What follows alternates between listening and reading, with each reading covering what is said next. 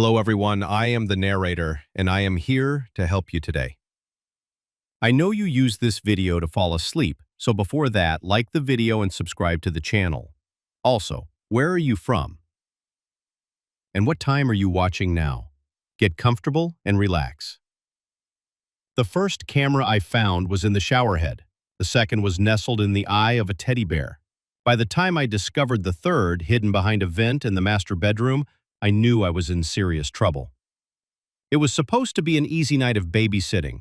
The Wilsons were new to the neighborhood, having just moved into the sprawling Victorian mansion at the end of our street, when Mrs. Wilson approached me after church last Sunday, her perfectly manicured nails tapping my shoulder.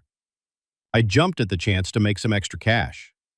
"We'll only be gone for a few hours," she had said, her smile not quite reaching her eyes. "Tommy's an angel. He'll be in bed by 8, and you'll have the run of the house." Now, as I stood in the center of their opulent living room, my heart pounding against my ribs, I realized just how wrong I'd been to trust that smile. The house was silent, save for the gentle ticking of the grandfather clock in the corner. Tommy had gone to bed without a fuss, just as his mother promised. It was only after I'd settled onto the plush leather couch, ready to dive into my homework, that I noticed something odd about the antique mirror hanging on the opposite wall. A tiny red light blinked in the corner of the ornate frame, almost imperceptible. Curiosity piqued. I approached it. My reflection growing larger with each step. That's when I saw it. A lens, no bigger than a pinhead, embedded in the glass. My blood ran cold. A camera. Someone was watching me. Panic set in as I began to search the room, my eyes darting from one shadowy corner to the next. The more I looked, the more I found. A camera in the bookshelf, another in the light fixture, one even hidden in the potted plant by the window. My mind raced. Were the Wilsons secretly filming me, or was someone else watching? Someone who had invaded their home just as they had invited me in. I sprinted up the stairs, taking them two at a time, my socks slipping on the polished wood. I had to check on Tommy. His room was dark, illuminated only by the soft glow of a nightlight. I crept to his bed, relief washing over me as I saw his small chest rising and falling with each peaceful breath. But as I turned to leave, my eye caught something on his dresser. The teddy bear sat innocently among his other stuffed animals, its glassy eyes reflecting the dim light. But one eye was different. It glinted unnaturally, and as I leaned in closer, my suspicions were confirmed. Another camera. My stomach churned. I had to get out of here, had to call the police. But as I reached for my phone, I realized with horror that I'd left it downstairs on the coffee table. I descended the stairs slowly, each creak of the old wood sending shivers, watching my every move as I entered the living room.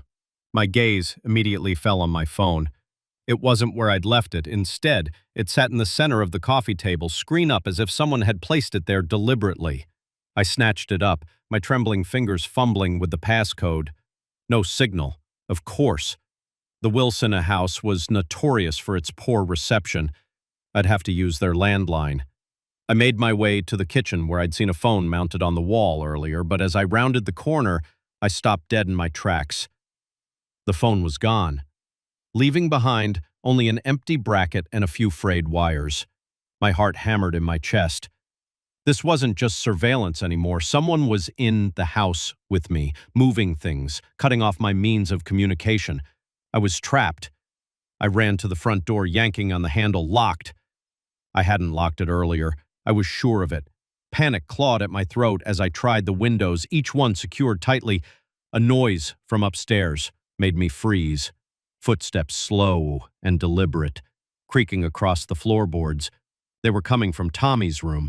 I had to get to him, camera or no camera. I couldn't leave that little boy alone with whoever was up there. I grabbed a heavy candlestick from the mantel, its weight reassuring in my grip, and began to climb the stairs. Each step felt like an eternity. The old wood groaning beneath my feet, the footsteps above had stopped, but I could hear something else now. A low murmur like someone talking softly. I reached the landing, pressing myself against the wall. Tommy's door was ajar, a sliver of light spilling into the hallway. I inched closer, straining to hear. "That's right, Tommy. You're doing so well, just like we practiced." The voice was unfamiliar, deep, and soothing. My blood turned to ice. What were they doing to him? I peered through the crack in the door, and the scene before me made my heart stop. Tommy sat cross-legged on his bed, eyes wide and unfocused. In front of him stood a man I'd never seen before, tall and lean, dressed all in black. But it was the object in his hands that made my breath catch in my throat. A tablet. On its screen, I could see multiple video feeds, the living room, the kitchen, the hallway where I now stood. He was watching everything.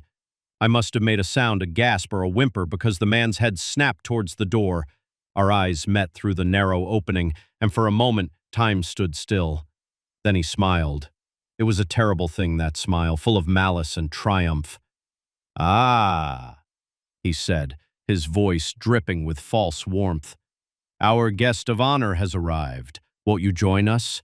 I didn't think I ran. Down the stairs, through the living room, my feet barely touching the ground. I could hear him behind me, his footsteps thundering, gaining on me with every second. The back door, it was my last hope. I skidded into the kitchen, my socks sliding on the tile, and lunged for the handle. It turned, thank God it turned. I burst into the backyard, the cool night air hitting my face like a slap. The grass was wet with dew, soaking through my socks as I sprinted across the lawn. The high fence loomed before me, a dark silhouette against the star sky. I reached it, my fingers scrabbling at the rough wood as I tried to pull myself up. Behind me, I heard the back door slam open. He was out of the house. "You can't run forever," he called, his voice calm and confident. "This is my game, and I know every move." I hauled myself over the fence, landing hard on the other side. I was in the neighbor's yard now, but I didn't stop. I couldn't. I ran through unfamiliar gardens, vaulting over low fences and ducking under clotheslines. My lungs burned, my legs ached, but I pushed on. I had to get help, had to save Tommy. The streets of the neighborhood blurred past me as I ran, houses dark and silent. Why wasn't anyone awake? Why weren't there any cars? It wasn't until I reached the end of the street that I realized something was terribly wrong. The road simply ended.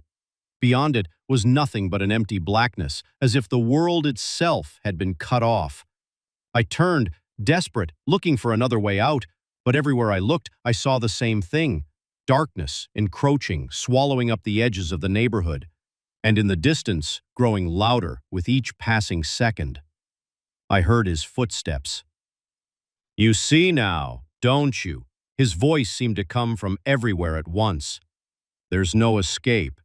There never was." I sank to my knees, the damp grass soaking through my jeans as the darkness closed in around me.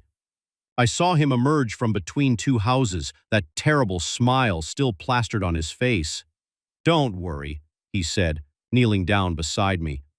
"You're going to be a star." The last thing I saw before the darkness took me was the blinking red light of a camera recording every moment of my defeat. I jolted awake with a gasp, my heart racing. The familiar surroundings of my bedroom slowly came into focus. It had been a dream, just a terrible, vivid dream. I reached for my phone on the nightstand, desperate to ground myself in reality. As the screen lit up, a notification caught my eye, a new email sent just moments ago. With trembling fingers, I opened it. There was no message, just an attachment, a video file. As I hit play, my blood ran cold.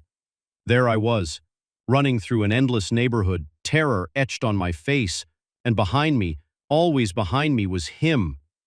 The camera blinked its red light, a silent witness to my newfound nightmare. The first snap of the twig could have been a deer, the second maybe a raccoon, but the third, followed by hushed voices, told me I wasn't alone in these God-forsaken woods, and whatever I'd stumbled upon, I wasn't meant to find. I'd set out at dawn, my backpack laden with enough supplies for a 3-day hike through the Atacara. The trail was supposed to be easy, a well-marked path that even novice hikers could navigate. But somewhere around noon, I'd taken a wrong turn, or maybe the turn I'd taken was right. The map was wrong. Either way, I found myself in a part of the forest that felt older, wilder than where I'd started. The trees here grew closer together, their branches intertwining overhead to create a canopy so thick that only slivers of sunlight managed to penetrate. The air was heavy with the scent of damp earth and decaying leaves. As the hours wore on and the light began to fade, I realized I was well and truly lost. I should have stopped then, should have made camp and waited for daylight. But panic had started to set in, driving me forward, in the desperate hope that I'd stumble upon a ranger station or a road, anything that could lead me back to civilization. It was in this state of near exhaustion and mounting fear that I first saw the flicker of light through the trees. A campfire, I thought. Relief washing over me. Other hikers, maybe. Or a park ranger.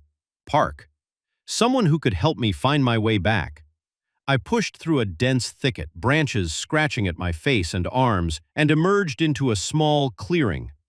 What I saw there made me freeze, my heart leaping into my throat. It wasn't a campsite, at least not any kind I'd ever seen. A large, military-style tent dominated the center of the clearing.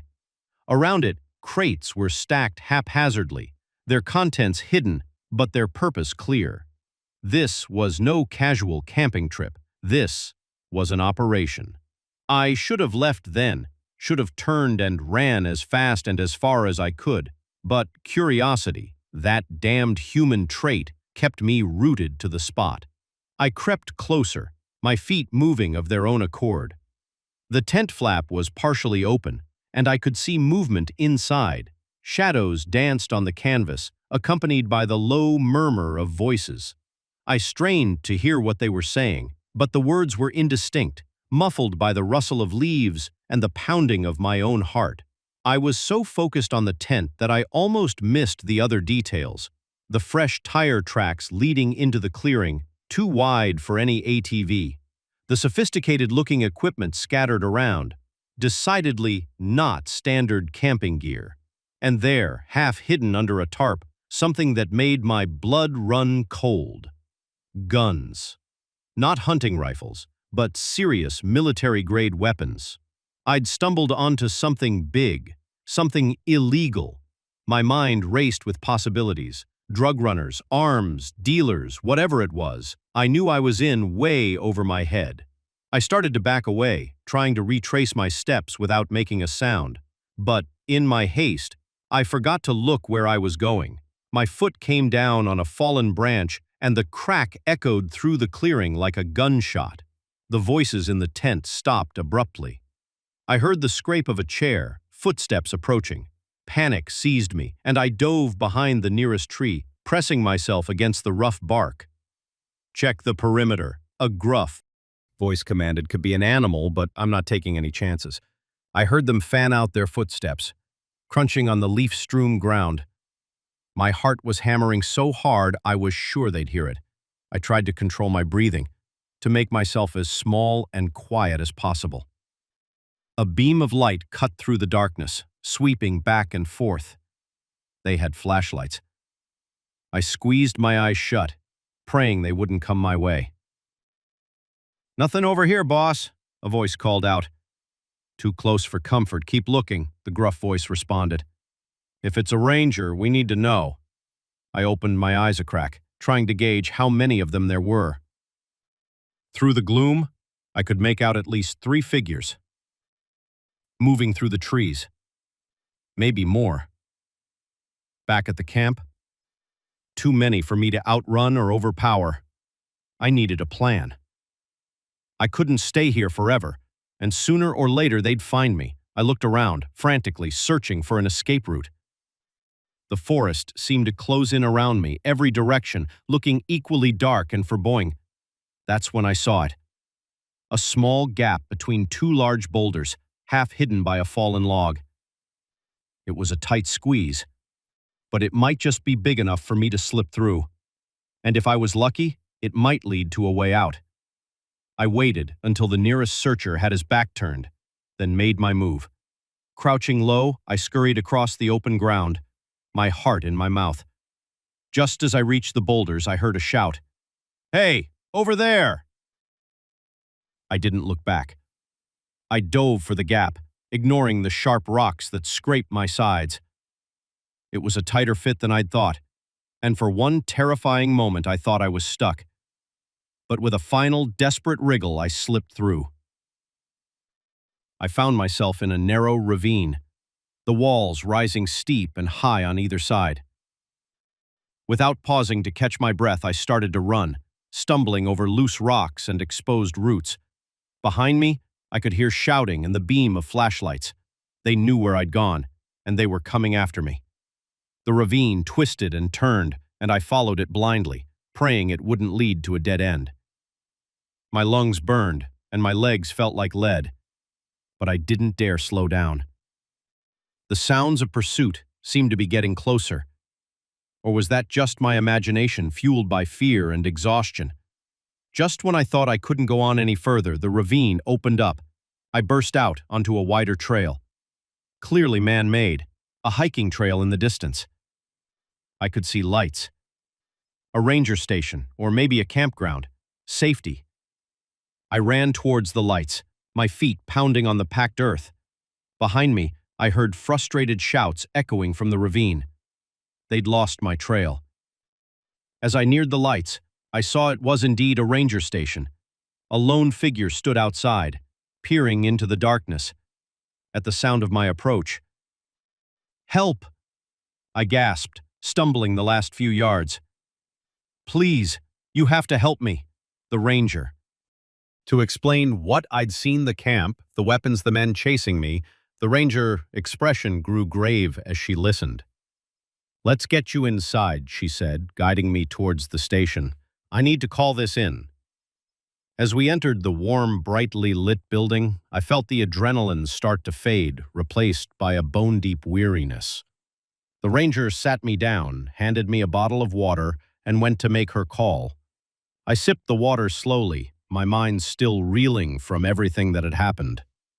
Part of me still couldn't believe it was real, but the scratches on my arms, the mud on my clothes, and the lingering fear in my gut told me otherwise. The ranger returned, her face serious. "I've alerted the authorities," she said. "They're sending a team out now, but it'll take them some time to get here.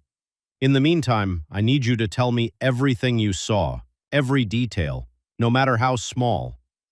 I nodded, taking a deep breath as I began to recount my story. I couldn't shake the feeling that this was just the beginning. Whatever I'd stumbled upon out there in the woods, it was bigger than me, bigger than this small ranger station in the middle of nowhere. And as the night wore on, with the ranger taking notes and the clock ticking towards dawn, I wondered if I'd ever feel safe in the wilderness again. The forest, once a place of solace and adventure, now held shadows I couldn't unsee. But as I finished my tale and saw the determination in the ranger eyes, I felt a glimmer of hope. Whatever was out there, whatever dark operation I'd uncovered, it wouldn't remain hidden for long. And maybe, just maybe, my ill-fated hike would lead to something good after all. As the first light of dawn began to peek through the windows, I heard the distant sound of helicopters approaching. Help was coming, and with it, the promise of answers to the mysteries hidden in the depths of the forest. The lock clicked shut with a finality that made my skin crawl. I yanked at the door handle, once, twice, 3 times, but it wouldn't budge. The realization hit me like a punch to the gut. We were trapped, and whoever had locked us in was still out there. It was supposed to be a quick overnight stay, just a place to rest our heads before continuing our cross-country road trip. Sarah and I had been driving for hours, our eyes heavy with exhaustion, when we spotted the neon vacancy sign of the Pine Grove Motel flickering in the darkness. The place looked like it had seen better days, paint peeling from the wooden siding and weeds pushing up through cracks in the parking lot, but it was cheap, and we were too tired to care about aesthetics. The night clerk, a wiry man with thinning hair and nicotine-stained fingers, barely looked up from his dog-eared paperback as he handed us the key to room 13. "Checkout's at 11, he mumbled, his voice as worn as the motel itself.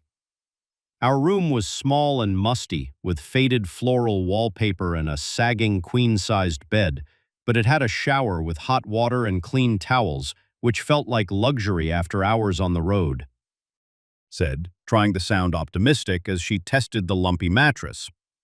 "We'll be back on the road before we know it." If only we'd known then how wrong she was. The trouble started around 2 a.m.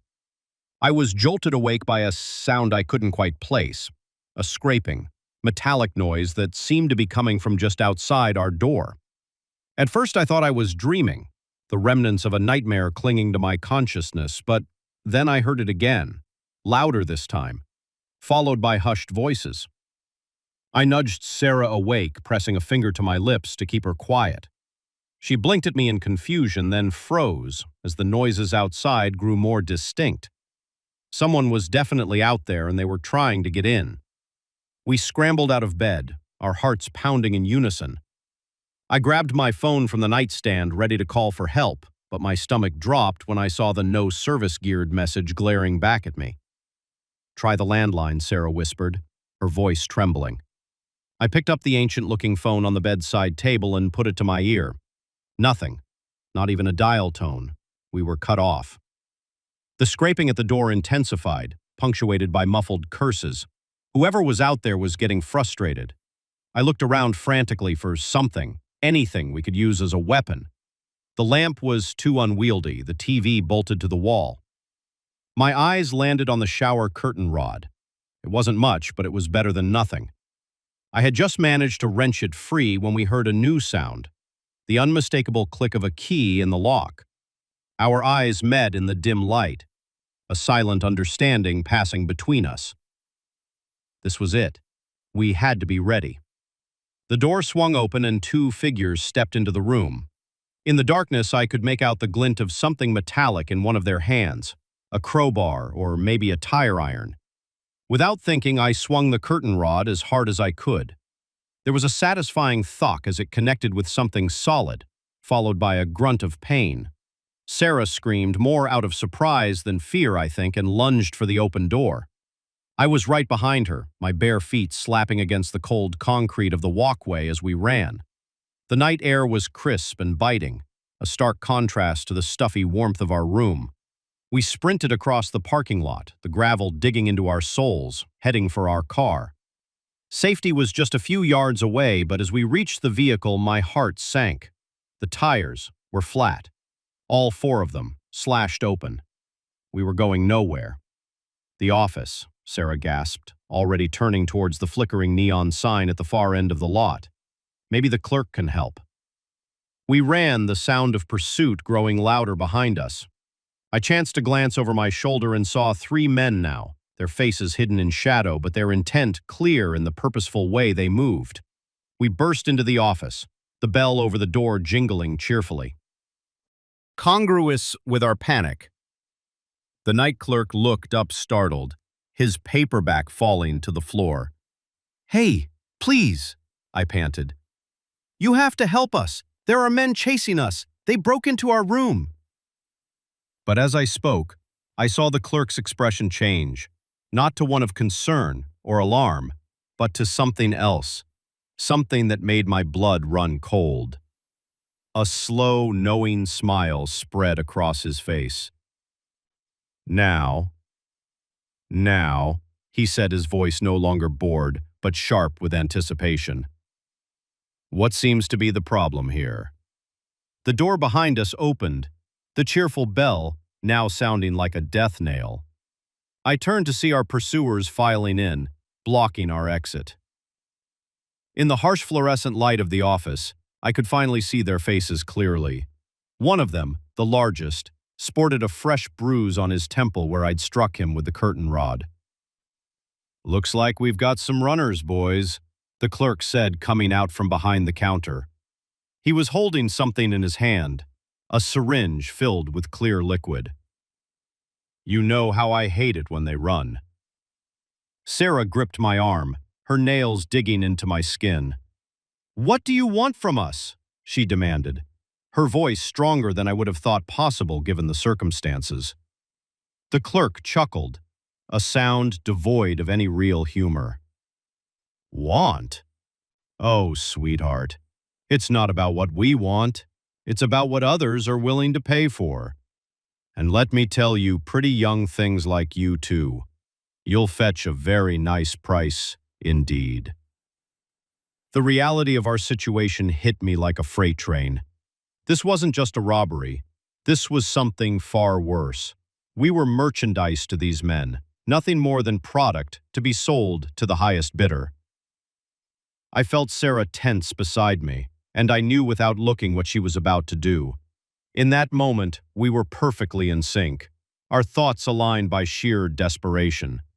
We moved as one, charging towards the nearest man. The element of surprise was on our side, and we managed to knock him off balance. Sarah's elbow connected with his solar plexus, driving the air from his lungs, while I aimed a kick at his knee. There was a sickening pop, and he went down with a howl of pain. We were through the door before the others could react, the cool night air hitting us like a slap to the face. But where could we go? Our car was useless, and we were in the middle of nowhere, the woods. Sarah gasped, already veering towards the tree line that bordered the motel property. "We can lose them in there." I didn't argue, just followed her lead as we plunged into the darkness of the forest. Behind us, I could hear shouts and the beam of flashlights cutting through the night. They were coming after us, and they knew these woods far better than we did. We ran blindly, branches whipping at our faces, and underbrush tearing at our legs. Every sound, the snap of a twig, the rustle of leaves, sent a fresh surge. Here was the pounding of my own heart, but then I heard it. The distant rumble of traffic, a highway civilization hope. We pushed on our pace, slowing to a jog as exhaustion began to take its toll. The sounds of pursuit had faded, but we couldn't be sure if that meant we'd lost them or if they were just being more cautious in their search. Finally, after what felt like hours but was probably only 20 minutes, we broke through the tree line.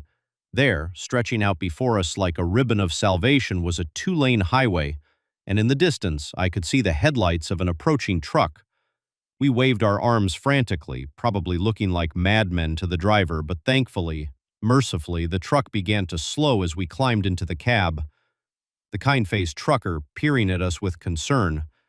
I felt the first real sense of relief since this nightmare began. We were safe. We had escaped. But as the truck pulled away, carrying us towards the nearest town and the promise of help, I couldn't shake the memory of the clerk's words. How many others had fallen victim to their scheme? How long had they been operating, turning their remote motel into a hunting ground for unsuspecting travelers? I looked at Sarah, saw the same resolve in her eyes that I felt in my heart. This wasn't over. We had escaped, yes, but now we had a responsibility to report what had happened, to make sure those men were stopped. Our road trip had taken an unexpected detour, but as the first light of dawn began to paint the sky, I realized our journey was far from over. It had only just begun. The moment I handed him my keys, I knew I'd made a terrible mistake. His fingers closed around them, a triumphant glint in his eyes that sent a chill down my spine. But by then it was too late. We were already driving down a road I didn't recognize, and the man I thought was just an interested buyer had become something far more sinister. It had started innocently enough. I needed to sell my old Honda Civic to help cover this semester's tuition as a broke college student. Every dollar counted, and I figured I could get a decent price for it. I posted an ad online, included some decent photos, and waited. When Mike reached out, he seemed perfect. He asked all the right questions about the car's history and maintenance. He was polite in his messages, and when we spoke on the phone, he had a friendly, easygoing manner that put me at ease. We arranged to meet at a coffee shop near campus for him to see the car and maybe take it for a test drive. I remember thinking how normal he looked when I first saw him, mid-30s, clean-shaven, wearing a polo shirt and jeans. He could have been anyone's dad or friendly neighbor. We chatted over coffee and he seemed genuinely interested in my studies. Looking back, I should have noticed how he steered the conversation, asking about my family, where I was from, whether I had roommates, but at the time it just felt like pleasant small talk. When we got to the car, he did a thorough inspection, looking under the hood and checking the tires. Everything seemed to be going well. "Mind if we take it for a spin?" he asked, flashing a smile. "I'd like to see how it handles on the highway." I nodded, climbing into the passenger seat. It wasn't until we'd been driving for about 15 minutes that I realized we were heading out of town. Where are we going?" I asked, trying to keep my voice casual, even as unease began to creep in. Mike's smile didn't waver, but something in his eyes changed. "I know a great stretch of road to really test the engine. Won't take long." I swallowed hard, my mouth suddenly dry. "Actually, I'd rather we head back now. I have a class in an hour." He didn't respond, just kept driving. The buildings grew sparer, replaced by open fields and patches of woodland. My heart began to race as I realized how isolated we were becoming. "Mike, seriously, turn around now." I tried to make my voice firm, authoritative, but it came out shaky. That's when he dropped the act. His friendly demeanor vanished, replaced by a cold, hard stare. "Shut up and sit still if you know what's good for you." Fear gripped me, icy tendrils wrapping around my heart. This couldn't be happening. Things like this didn't happen in real life, did they? But the growing distance between us and civilization told me this was all too real. I glanced at the door, wondering if I could jump out, but we were going too fast, and even if I survived the fall, where would I go? There was nothing but empty fields for miles. "Don't even think about it," Mike growled as if reading my mind. "One wrong move and things will get very unpleasant for you." I believed him. The menace in his voice left no room for doubt. My mind raced, trying to think of a way out.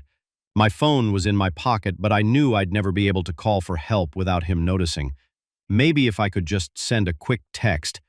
Slowly, trying not to draw attention, I slipped my hand into my pocket, but before I could even touch my phone, Mike's hand shot out, grabbing my wrist in a vice-like grip. "Nice try," he snarled, wrenching my arm so hard I cried out in pain. "Hand it over." Now. With trembling fingers, I pulled out my phone and placed it in his outstretched hand.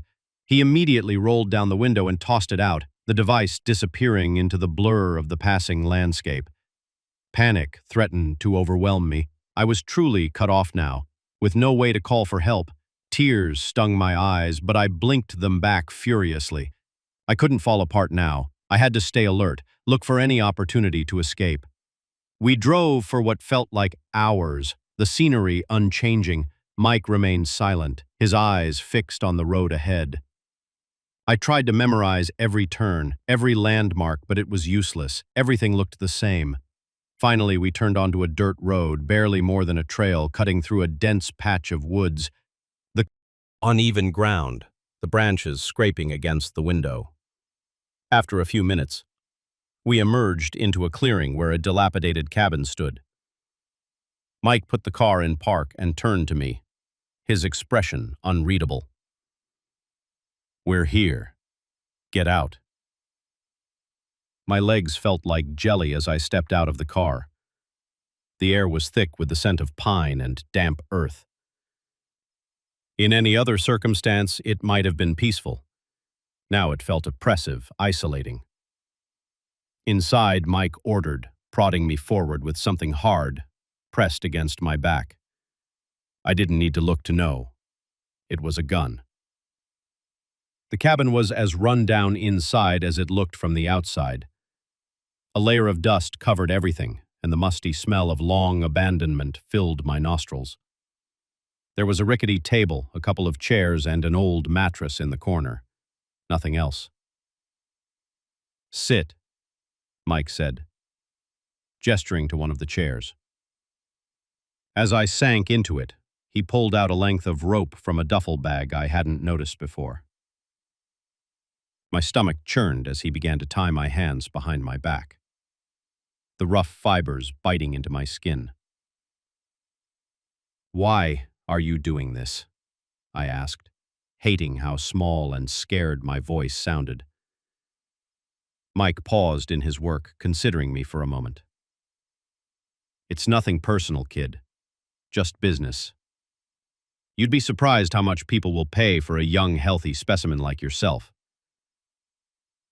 The implication of his words hit me like a physical blow. Human trafficking? The horror stories I'd heard on the news suddenly became my reality. I felt sick. "Please," I begged, unable to keep the desperation from my voice. "You don't have to do this. I won't tell anyone. I swear, just let me go." He laughed, a harsh, humorless sound that made me flinch. "Save your breath.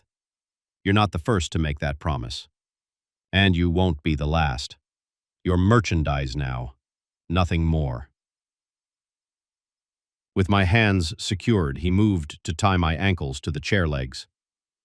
I knew this might be my last chance. Gathering every ounce of strength and courage I had left, I waited until he was kneeling in front of me. Then with all my might, I kicked out my foot, connecting solidly with his face. Mike fell backward with a cry of pain and surprise. I didn't waste a second. I threw myself sideways, the chair toppling over with me. The impact sent shock waves of pain through my shoulder, but I ignored it, focusing on wriggling my hands free.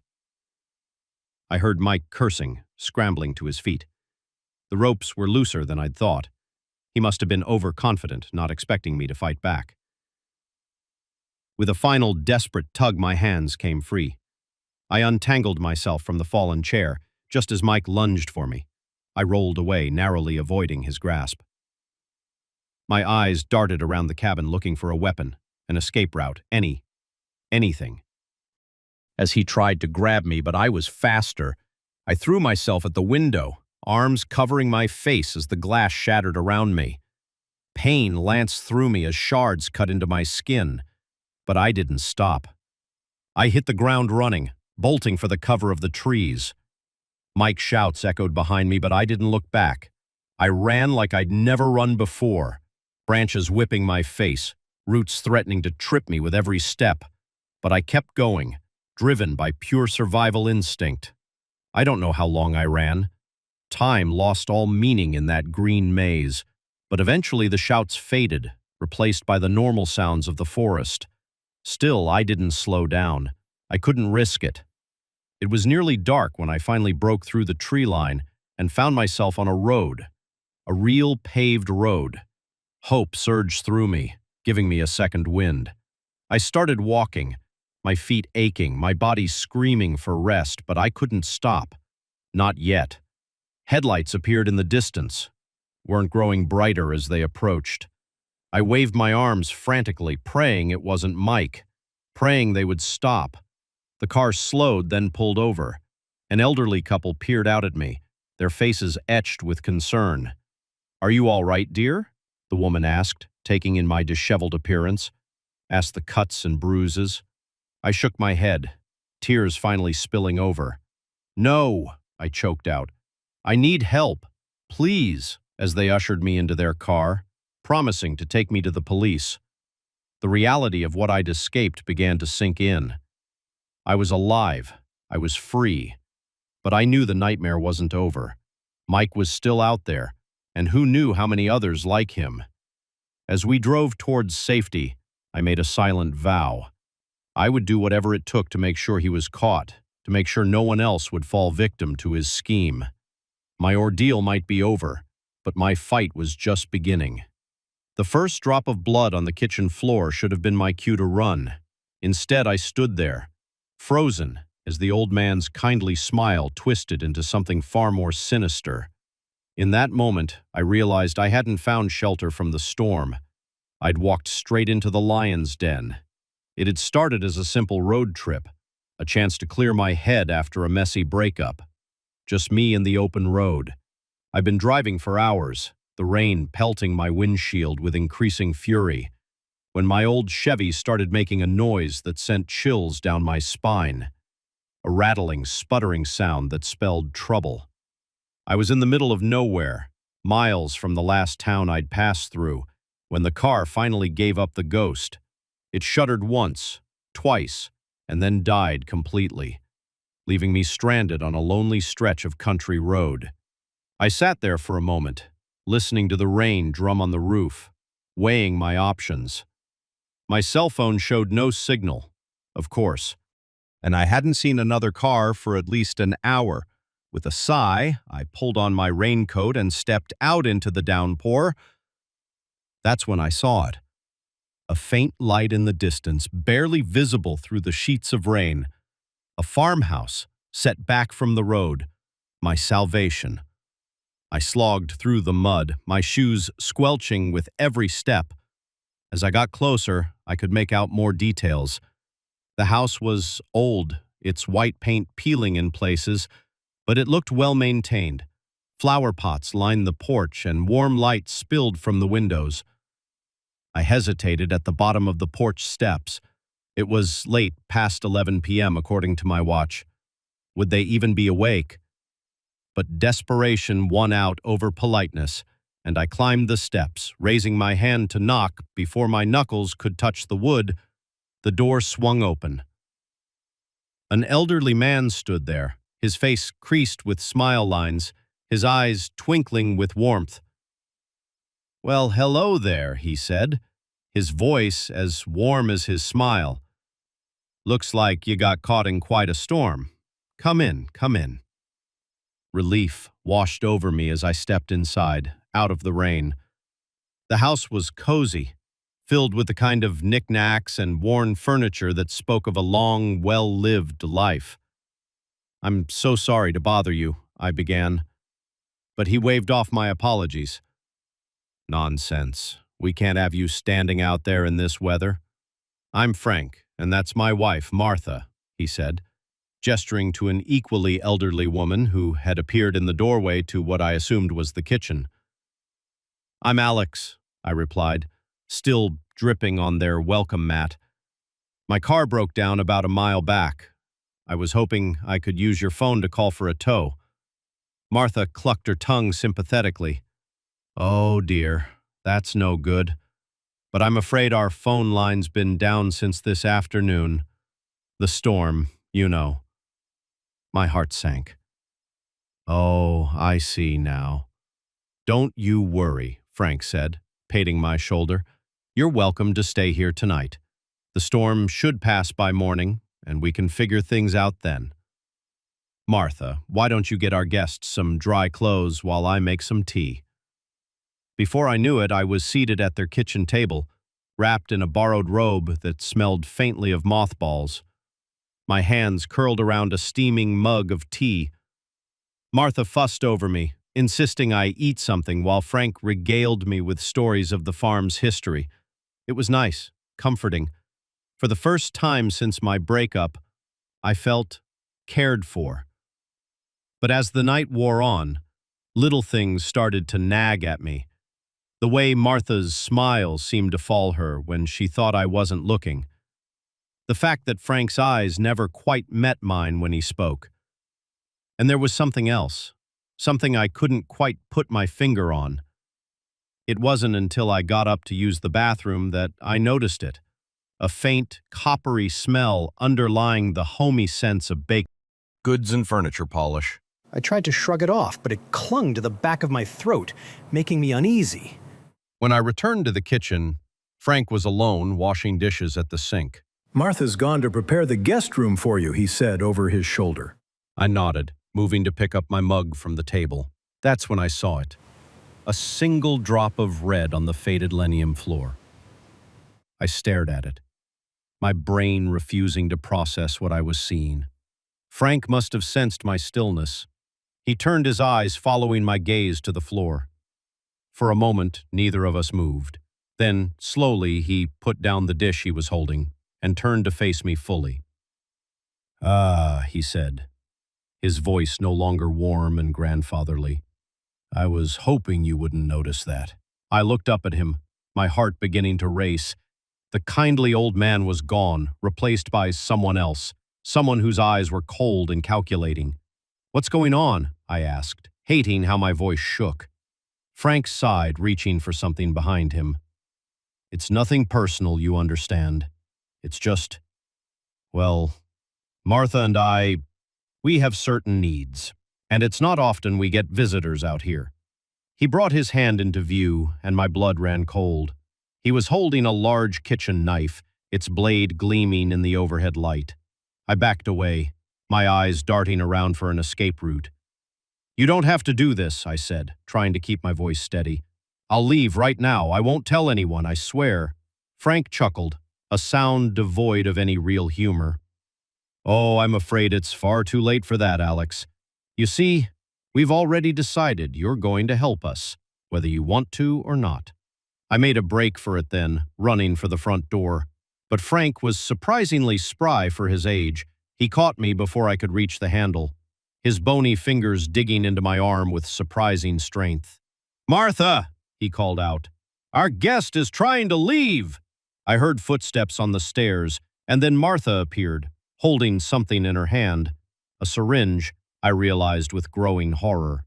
Now, she said, her voice sickly sweet. "There's no need for all this fuss. Just a little prick and you'll feel much better." I fought then with everything I had. I kicked and scratched and screamed, but they were stronger than they looked. Frank held me down while Martha approached with the syringe. In my desperation, I lashed out blindly. My elbow connected with something soft, Martha's stomach, I realized, and she stumbled back with a cry of pain. The syringe clattered to the floor. Taking advantage of Frank's momentary distraction, I wrenched myself free. I ran for the kitchen, my mind racing. The back door, there had to be a back door. I found it, fumbling with the lock as I heard Frank's angry shouts behind me. The door finally gave way, and I burst out into the rain-soaked night. The yard was muddy, my bare feet slipping and sliding as I ran. I could hear them behind me. Their voices carried on the wind. I headed for the barn, thinking I could hide there, maybe find a weapon. The barn door creaked as I pushed it open, the sound seeming impossibly loud in the quiet night. Inside it was pitch black. I felt my way forward, my hands outstretched, praying I wouldn't run into anything. Suddenly, my foot hit something solid. I went down hard, landing in something wet and sticky. Wasn't supposed to be open. That was my first clue that this seemingly cushy house-sitting gig was about to turn into a nightmare. As I stared at the stack of unmarked bills and the suspicious ledger, I heard the unmistakable sound of a key turning in the front door lock. In that moment, I knew I was in way over my head. It had all started innocently enough. I was a broke college student, desperate for some extra cash to cover my textbooks and maybe splurge on something other than ramen noodles for once. When my professor, Dr. Winters, I mentioned he and his wife needed someone to house-sit for a week while they were at a conference. I jumped at the chance. The Winters lived in one of those big fancy houses in the suburbs, the kind with manicured lawns and three-car garages. It was a far cry from my cramped studio apartment. When I arrived, Mrs. Winters gave me a whirlwind tour, pointing out the plants that needed watering and the elaborate security system I needed to set each night. "Oh, and dear," she'd said, pausing at the door to the study, "this room is strictly off-limits, private papers and all that. I'm sure you understand." I nodded, not thinking much of it. Rich people in their secrets, right? The first few days were uneventful. I lounged by the pool, raided their well-stocked fridge, and binge-watched shows on their massive TV. It was like a vacation in paradise. But on the fourth day, curiosity got the better of me. I'd always been a bit nosy. It's what made me want to be a journalist in the first place. The locked study door had been nagging at me, and I couldn't resist taking a peek. I told myself I was just making sure everything was okay in there. Maybe there was a plant I'd forgotten to water. It was a flimsy excuse, but it was enough to convince me to try the door handle. To my surprise, it wasn't locked. The study was immaculate, all dark wood and leather-bound books. It looked like something out of a movie. But what caught my eye was the painting on the far wall. It was slightly askew, and behind it I could see the edge of a safe. Now, I'm not proud of what I did next, but like I said, curiosity has always been my weakness. I approached the painting, my heart pounding. I told myself I was just going to look, not touch anything. But when I moved the painting aside, I froze. The safe was open, just a crack, but enough for me to see inside. That's when I heard the front door pan accident. I quickly closed the safe and straightened the painting, my hands shaking. Footsteps echoed through the house, getting closer. "Hello?" a male voice called out. It wasn't Dr. Winters. I looked around frantically, searching for a place to hide. The closet was too obvious, and I'd never make it out the window in time. In desperation, I dove under the massive oak desk, pulling the chair in close to conceal me. The study door opened, and a pair of expensive-looking shoes came into view. "All clear in here," the man said. Presumably into a phone. "Yeah, safe's untouched. Looks like the kid didn't snoop after all." Kid? Were they talking about me? Another set of footsteps entered the room.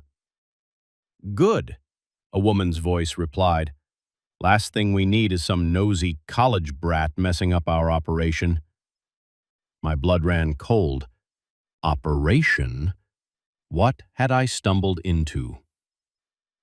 "Let's get what we need and get out," the man said. "The Winters will be back tomorrow, and we need to have everything in place by then." I held my breath as they moved around the room. I heard the safe open, papers rustling, and the distinct sound of money being counted. "Perfect," the woman said. "With this last shipment, we'll have enough to expand into 3 more states. The boss will be pleased." Shipment, states. My mind was reeling. This sounded big, way bigger than some run-of-the-mill theft or fraud. "What about the girl?" the man asked. "Think she suspects anything?" There was a pause. "Doubtful," the woman finally replied. "From what the Winter said, she's just some naive student. Probably spent the whole week by the pool. If only they knew." They continued to talk, mentioning names and places I didn't recognize.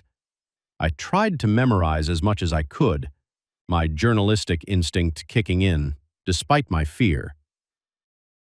After what felt like hours, but was probably only minutes, they finally left the study. I waited, barely breathing, until I heard the front door close and a car engine start up outside. Slowly, I crawled out from under the desk, my legs cramped and shaky. My mind was racing. What should I do? Call the police? But what if the Winters were involved? They could be back any minute, and I had no proof of what I'd heard. I needed evidence.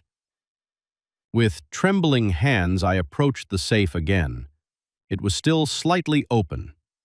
Inside, I found stacks of cash, the ledger I'd seen earlier, and a USB drive. Without thinking too much about the consequences, I grabbed the USB drive and shoved it in my pocket. I also snapped a quick photo of the open safe with my phone, making sure to capture the cash and ledger. Just as I was closing the safe and straightening the painting, I heard another car pull up outside. Panic gripped me again. I raced out of the study, barely remembering to close the door behind me. I made it to the living room just as the front door opened. Dr. and Mrs. Winters walked in, looking tired but happy. "Oh, Emma!" Mrs. Winters exclaimed. "We didn't expect you to still be here. How was everything?" I forced a smile, hoping my face didn't betray the turmoil inside me. "Great," I managed to say. "No problems at all. How was your conference?" As they chatted about their trip, I nodded along, my mind elsewhere. "You," Dr. Winters said finally. "I'm sure you're eager to get back to your own place. Here's a little something extra for your trouble." He handed me an envelope. I thanked him, feeling sick to my stomach. Was this hush money? Did they know I'd overheard something? I gathered my things and headed for the door, my legs feeling like jelly. "Oh, and Emma?" Mrs. Winters called after me. We might need a house sitter again next month. Would you be interested? I turned, meeting her gaze. Her smile seemed genuine, but there was something in her eyes, a calculating look that I hadn't noticed before. Sure, I heard myself say. Just let me know. As I drove home, my mind was in chaos. What had I gotten myself into? I had evidence of something, but what exactly, and what was I supposed to do with it? I thought about going to the police, but without knowing who was involved, it felt too risky. What if the corruption went higher than I could imagine? When I got back to my apartment, I locked the door and drew the curtains. I felt exposed, vulnerable. I powered up my laptop with shaking hands and inserted the USB drive. What I found made my blood run cold. Financial records, shipping manifests, names and addresses. It was all there. This wasn't just some small-time operation. This was organized crime on a massive scale. And my professors, the kindly doctor and Mrs. Winters, were right in the middle of it. I stayed up all night poring over the files, taking notes, trying to make sense of it all. By morning, I had a decision to make. I could turn over what I knew to the authorities and hope for the best. I could pretend I'd never seen anything and try to forget it all. Or I could dig deeper, use my journalistic skills to uncover the whole story. As the sun rose, casting a pale light through my curtains, I made my choice. I couldn't walk away from this. It was too big, too important. I opened my laptop and began to type. The suburbs hide dark secrets behind their perfectly manicured lawns and friendly smiles. But sometimes, all it takes is one curious house sitter to bring those secrets into the light. I didn't know where this story would lead me, or how dangerous it might become. But I knew one thing for certain: my life would never be the same again. The cushy house-sitting gig had turned into the biggest story of my life, and I was determined to see it through, no matter the cost. The moment her hand touched my arm, I knew I'd made a terrible mistake. Her fingers were ice cold, her grip unnaturally strong. As I looked into her eyes, pleading for help, I saw nothing but emptiness, and that's when I realized this wasn't a stranded motorist. This was a trap. I'd been driving a nocturnal creature. It was past midnight, and I was on my last delivery run of the night as a driver for a small courier company. These late-night routes were part of the job. Usually they were uneventful, but boring even. But not tonight. I first saw her about a mile back, a lone figure on the side of the road, arm outstretched in the universal sign for a hitchhiker. At first I drove past. Company policies strictly forbade picking up strangers, but something made me slow down. Glancing in my rearview mirror, she looked so vulnerable, standing there in the dark. Young, maybe early 20s, with long dark hair whipping around her face in the wind. I could see she was shivering, arms wrapped tightly around herself. Against my better judgment, I found myself pulling over as I put the van in park and rolled down the passenger window. I called out, "You okay? Need some help?" She approached slowly, relief evident on her face. "Oh, thank God," she said, her voice trembling. "My car broke down a few miles back and I've been walking for hours. Could you please give me a ride to the next town?" I hesitated. Every instinct told me to drive away, but it was cold out and the next town was at least 20 meters away. What kind of person would I be if I left her here? "All right," I said, unlocking the doors. "Hop in. I can take you as far as Millbrook." Her smile was grateful as she climbed into the passenger seat. "Thank you so much. You're a lifesaver." We drove in silence for a few minutes. I could feel her shivering next to me, so I turned up the heat. "I'm Jake, by the way," I said, trying to break the ice. "Sarah," she replied, offering a small smile. As we talked, I found myself relaxing. Sarah was easy to chat with, and I felt good about helping her out. But as we drove deeper into the night, things started to feel off.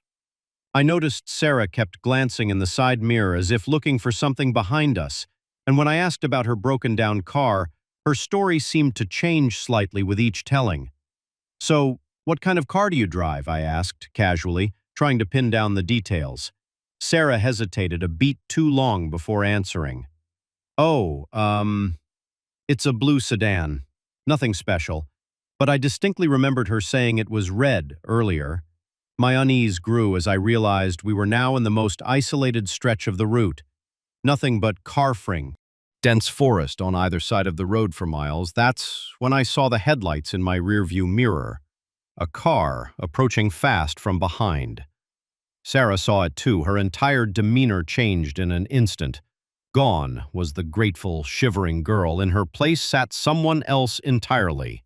Cold, calculating, dangerous. "Pull over," she commanded, her voice hard. "What? Why?" I asked, my heart beginning to race. "Just do it," she snapped, reaching into her jacket. The glint of metal caught my eye. A gun. My blood ran cold as the realization hit me. This wasn't a chance encounter, this was a setup. I slowed the van, my mind racing. If I stopped, I was dead, but if I tried to run, in that split second of indecision, Sarah made the choice for me. She grabbed the wheel, jerking it hard to the right. The van swerved violently. I fought for control, but the tires caught the soft shoulder of the road. We were going too fast. The world spun as the van rolled once, twice, before coming to rest on its side in the ditch. For a moment, everything was silent except for the hiss of the radiator and the ringing in my ears. Then, pain hit me in waves. My head throbbed where it had struck the window, and I could feel warm blood trickling down my face. I blinked, trying to orient myself. Sarah was gone, the passenger door hanging open above me. Outside, I could hear voices, male voices. "Check the van," someone shouted. "Make sure he's alive. Boss wants him breathing." Panic gave me strength I didn't know I had. I unbuckled my seatbelt, falling awkwardly onto the driver's side door. Every movement sent shards of pain through my body, but I forced myself to move. The back of the van was a mess, packages strewn everywhere, but among the chaos I spotted my salvation, a small pry bar we used for stubborn crates. I grabbed it just as a face appeared in the shattered windshield. A man, mid-30s, with a scar running down his cheek. His eyes widened when he saw me. "Conscious! He's awake!" he yelled to someone behind him. "Get over here!" I didn't give him a chance to say more. With all my strength, I swung the pry bar. It connected with a sickening crunch, and the man fell back with a cry of pain. Using the bar, I managed to force open the driver's side door enough to squeeze through. As I emerged from the wreckage, I got my first clear look at my attackers. There were 4 of them, including Sarah, all armed, all looking at me with a mixture of surprise and anger. "Don't move," one of them growled, raising his gun. But I was already running. Fueled by adrenaline and sheer terror, I plunged into the forest, branches whipping my face as I crashed through the underbrush. Behind me, I could hear them shouting, their voices getting fainter as I put distance between us, but I didn't slow down. I couldn't. I ran until my lungs burned and my legs felt like lead. Only then did I allow myself to stop collapsing behind a fallen tree. I strained my ears, listening for any sign of pursuit. Nothing but the normal sounds of the forest at night as my breathing slowed. The reality of my situation began to sink in. I was lost in the woods, injured, with no phone and no idea which direction led to safety. And somewhere out there, 4 armed individuals were hunting me. I allowed myself a moment of despair, but only a moment. I couldn't give up. I had to keep moving. Using the stars to orient myself, I began to walk. Every shadow made me jump. Every snapping twig sent my heart racing, but I pressed on. Hours passed. The sky began to lighten, the first rays of dawn breaking through the trees, and then, like a miracle, I heard it. The distant sound of traffic. New energy flooded through me. I quickened my pace, following the sound. Finally, the trees thinned, and I found myself on the edge of a highway, a different highway than the one I'd been on, but a path to salvation nonetheless. I flagged down the first car I saw, probably looking like a madman with my bloodied face and torn clothes. The elderly couple inside seemed terrified, but they stopped. "Please," I gasped. "I need help. Someone's after me." They must have seen the desperation in my eyes because the man nodded, unlocking the doors. "Get in, son. We'll take you to the police." As we drove, I recounted my harrowing night. The couple listened in shocked silence, the woman clutching her husband's arm. At the police station, my story was met with skepticism at first, but as I described Sarah and the others in detail, I saw recognition. Dawn in the detective's eyes. "We've had reports of a group operating like this along I-80, he said, his expression grim, targeting lone drivers, especially truckers and delivery personnel. But this is the first time someone's escaped to tell us about it." Over the next few weeks, I worked with the police in giving statements, looking at mugshots. They found my van, but Sarah and her accomplice had vanished. I couldn't go back to my old job. The thought of driving those lonely roads at night filled me with paralyzing fear. But in a way, Sarah and her crew had given me a gift. A story. A warning. I started writing, sharing my experience online. It resonated with people, especially other drivers. Soon I was giving talks, advocating for better safety measures for long-haul drivers and couriers. My brush with death had given me a new purpose. And while I still look over my shoulder more often than I'd like, I know that by speaking out, I might just save someone else from falling into the same trap. Because out there on the dark highways, not everyone who asks for help is a victim. Sometimes the real danger is in being too willing to trust a stranger. The first footprint I saw could have been my own, the second maybe a fellow hiker's, but the third, perfectly formed and definitely not mine, sent a chill down my spine. Someone was following me, and in the vast wilderness of the Rockies that could only mean one thing. I was being hunted. I'd always loved solo camping. There's something about the solitude, the raw connection with nature that you just can't get when you're with other people.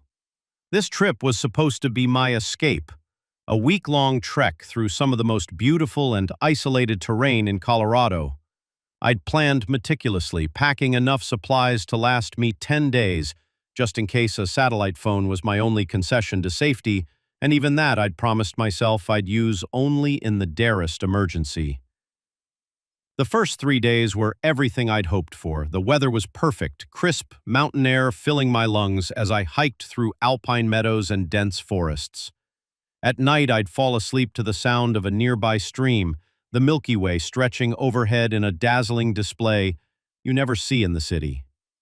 It was on the fourth morning that things changed.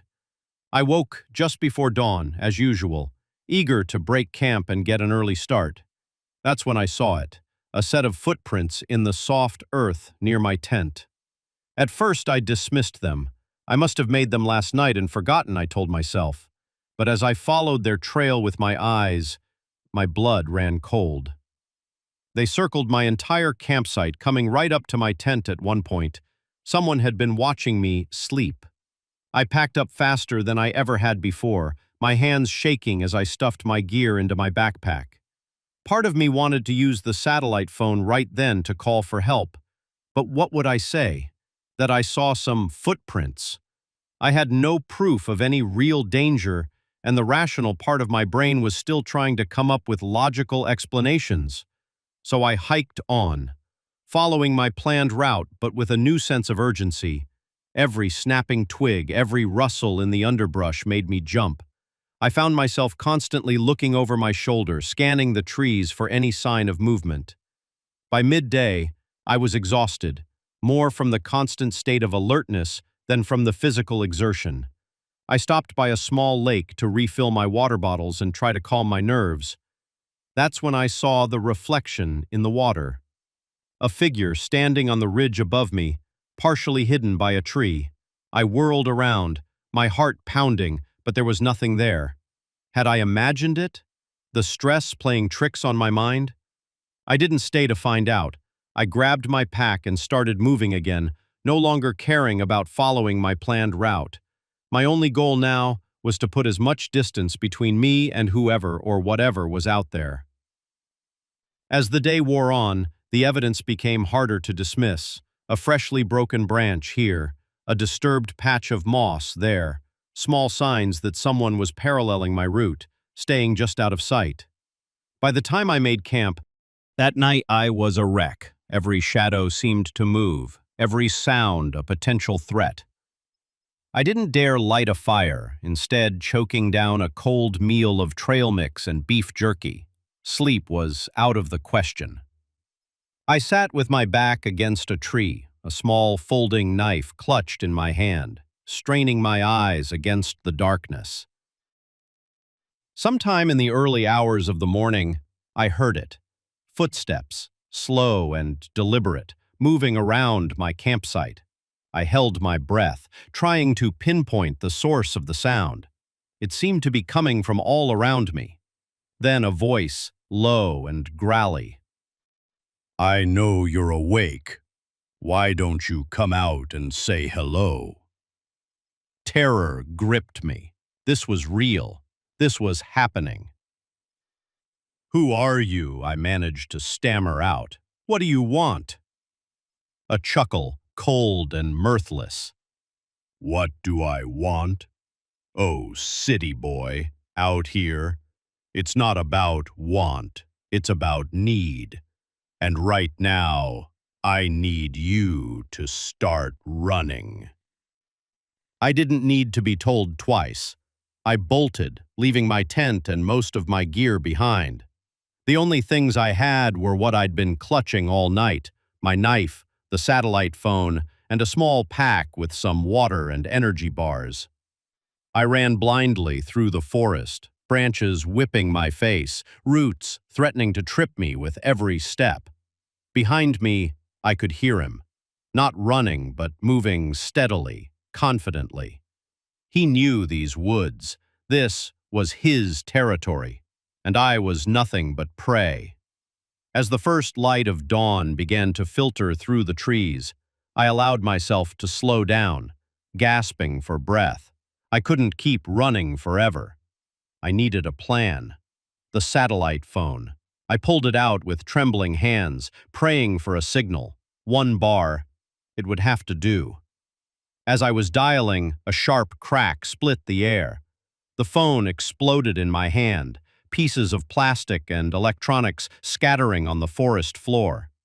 The shot had come from behind me, too close for comfort. "Ah ha ha," the voice called out, closer now. "That would be cheating. This is between you and me, city boy." I ran again, fueled by a new surge of adrenaline. But I knew I couldn't outrun him forever. I needed to outsmart him. I found a stream and started following it downstream, hoping the water would mask my scent and cover my tracks. As I moved, my mind raced, trying to recall every survival tip I'd ever read or seen on TV. After about a mile, I veered off, suddenly backtracking along the bank before heading off in a new direction. It wasn't much, but I hoped it might buy me some time, make him think I was still following the stream. I found a dense thicket and crawled inside, trying to slow my breathing, to become as silent and still as possible. And I saw it, a glint of metal in the fading light, a trap not 10 feet from where I'd been hiding. If I'd tried to run earlier, I would have stumbled right into it. The realization hit me like a punch to the gut. He wasn't just tracking me, he was hurting me, driving me towards his traps. This wasn't a spur-of-the-moment hunt. This was a game he'd played before. With this new understanding came a grim determination. I wasn't going to be his prey any longer. It was time to turn the tables. I started moving again, but with purpose now. I laid false trails, doubled back on myself, used every trick I could think of to confuse my trail, and all the while I watched for more traps, for signs of his passage.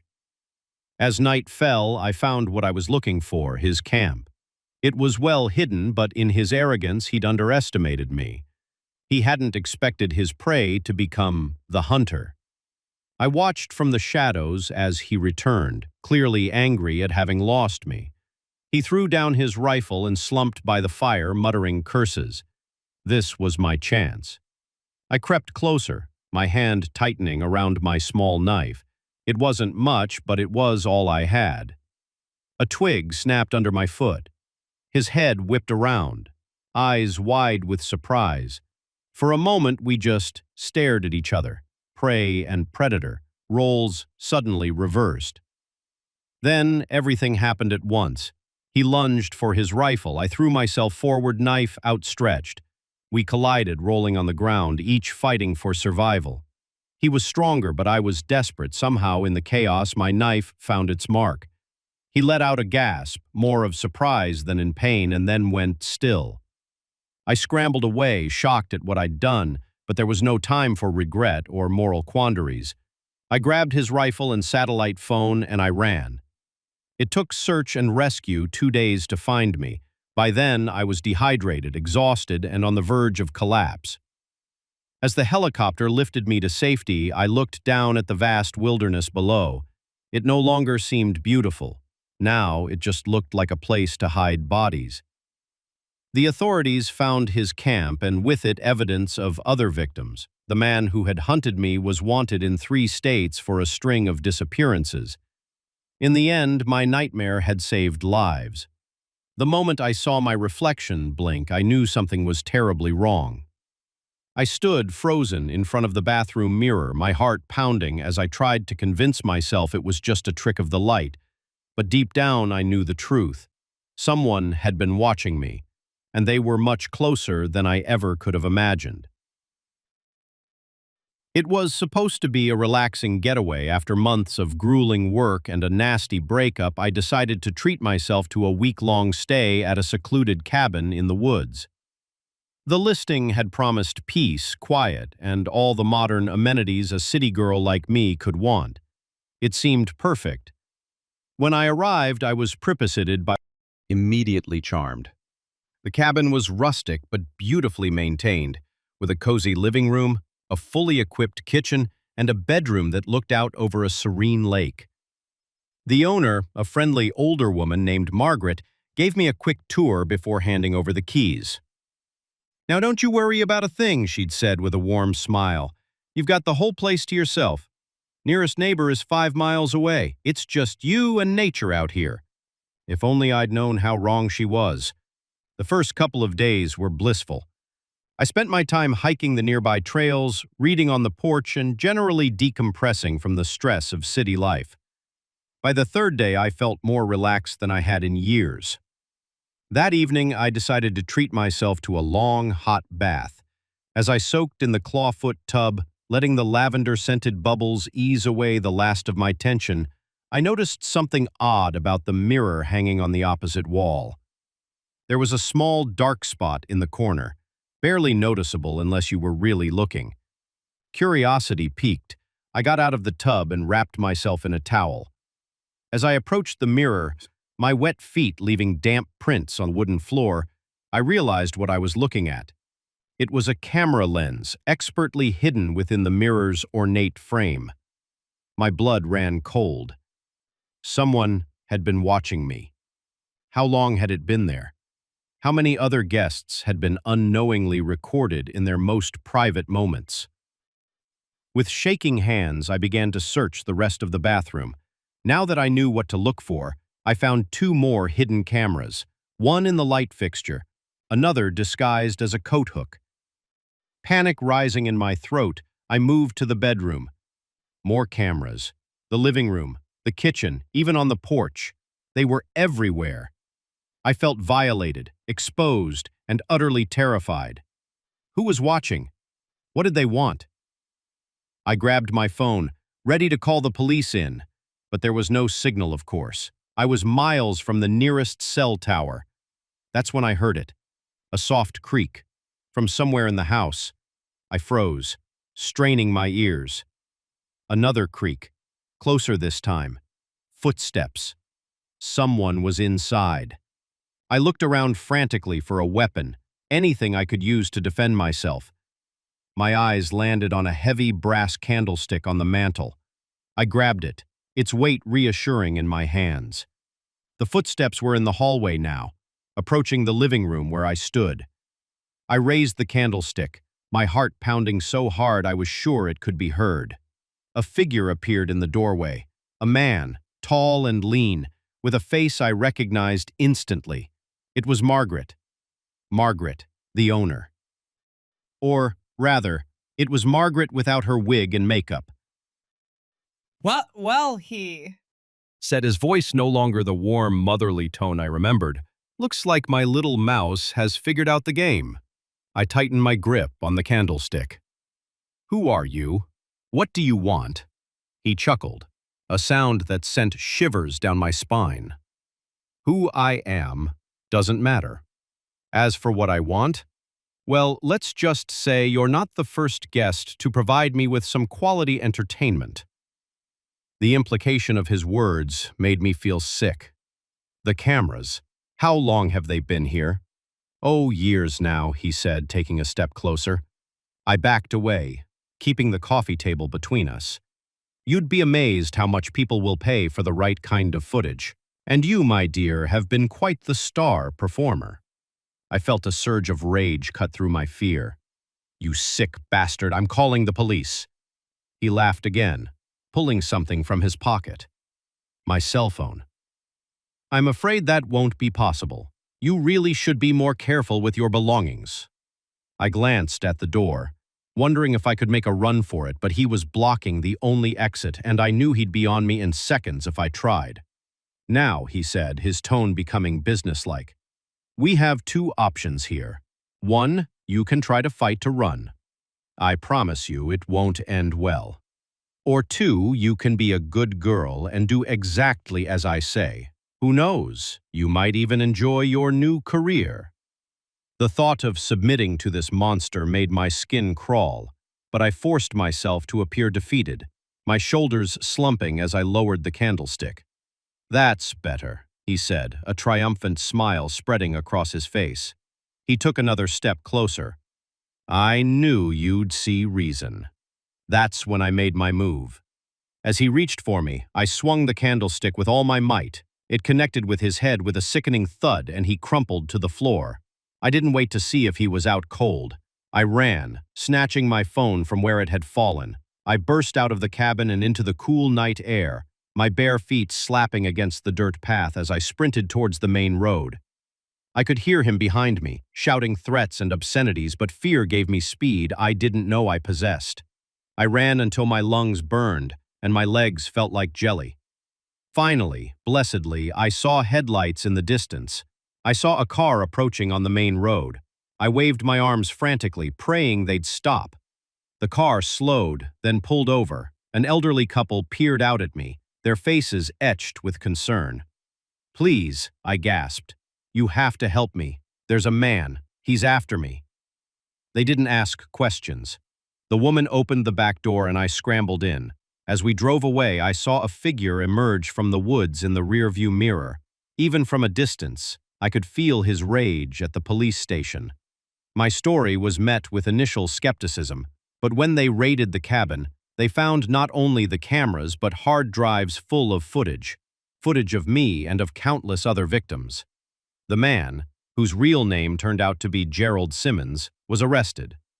The investigation revealed a sophisticated operation that had been running for years. He'd been selling the videos on the dark web, catering to voyeurs with deep pockets.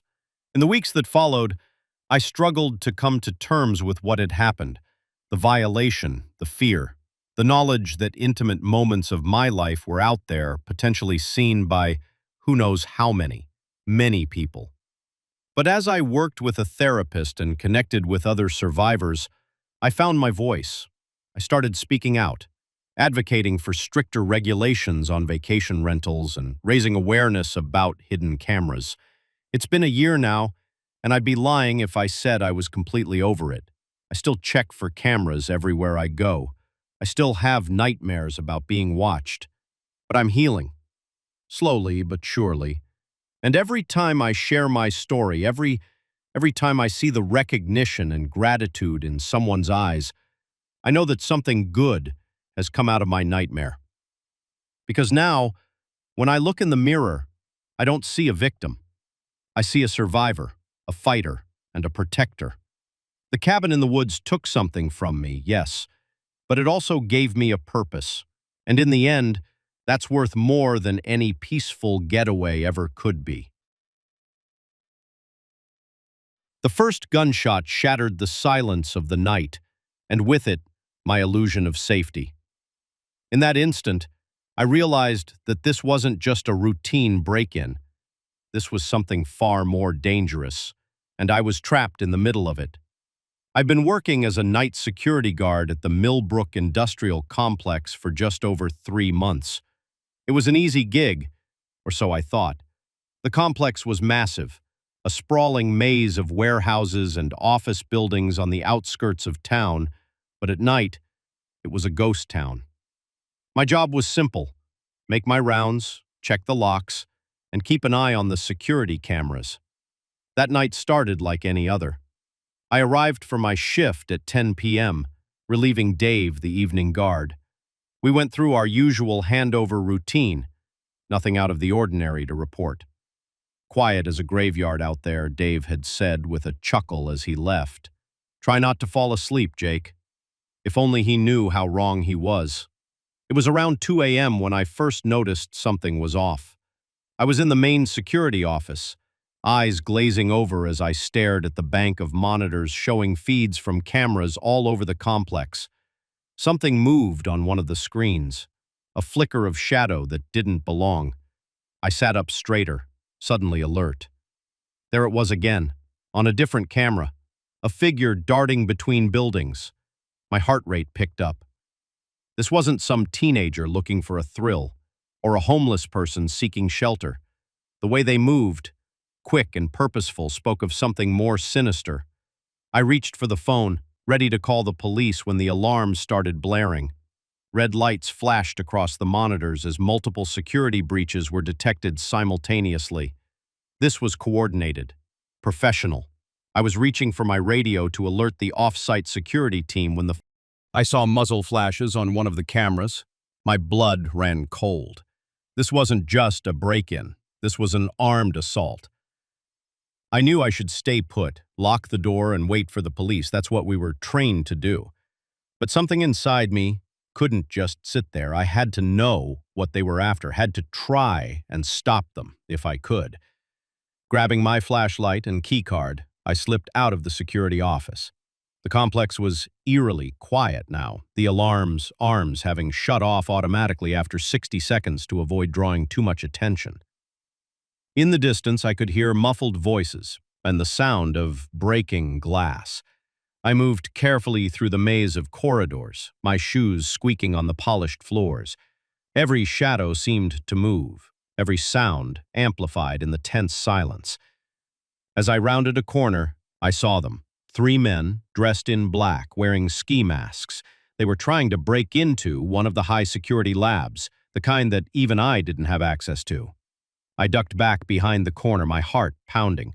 What the hell was I doing? I was a rent-a-op with a flashlight up against armed intruders. This was insane. But I couldn't just walk away. Whatever was in that lab, it was important enough for these guys to risk an armed robbery. I had to do something. I looked around, desperate for anything I could use as a weapon or a distraction. My eyes landed on the fire alarm on the wall. It was a risk. The noise would alert the intruders to my presence, but it might also scare them off. Taking a deep breath, I smashed the glass and pulled the lever. The effect was instantaneous. Sirens blared and sprinklers activated, drenching everything in seconds. I heard shouts of surprise and anger from around the corner. Using the chaos as cover, I peered around the edge. The men were no longer at the lab door. They were running, heading towards the exit. Relief flooded through me. It had worked. They were leaving. But then, one of them stopped. Turning back, even through the ski mask, I could see his eyes narrow as they landed on me. "Hey!" he shouted, raising his gun. I didn't think I ran. Bullets whizzed past me as I sprinted down the corridor, zigzagging to make myself a harder target. I could hear their footsteps behind me, gaining ground. I knew the layout of the complex better than they did. It was my only advantage. I took a sharp left, then a right, leading them deeper into the maze of hallways. My lungs burned as I ran. fear and adrenaline pushing me faster than I'd ever moved. I needed a place to hide, somewhere I could lose them. The basement. The idea hit me like a bolt of lightning. The basement level was a warren of storage rooms and maintenance tunnels. If I could make it there, I might have a chance. I changed direction, heading for the nearest stairwell. The sound of pursuit was closer now, their shouts echoing off the walls. I burst through the stairwell door and practically flew down the steps, taking them 3 at a time. Behind me, I heard the door slam open again. They were right on my heels. The basement level was dark emergency lights casting long shadows. I ran down the main corridor, my wet shoes slipping on the concrete floor. Left, right, another left. I turned corners at random, hoping to lose them in the maze. My chest felt like it was going to explode, but I didn't dare slow down.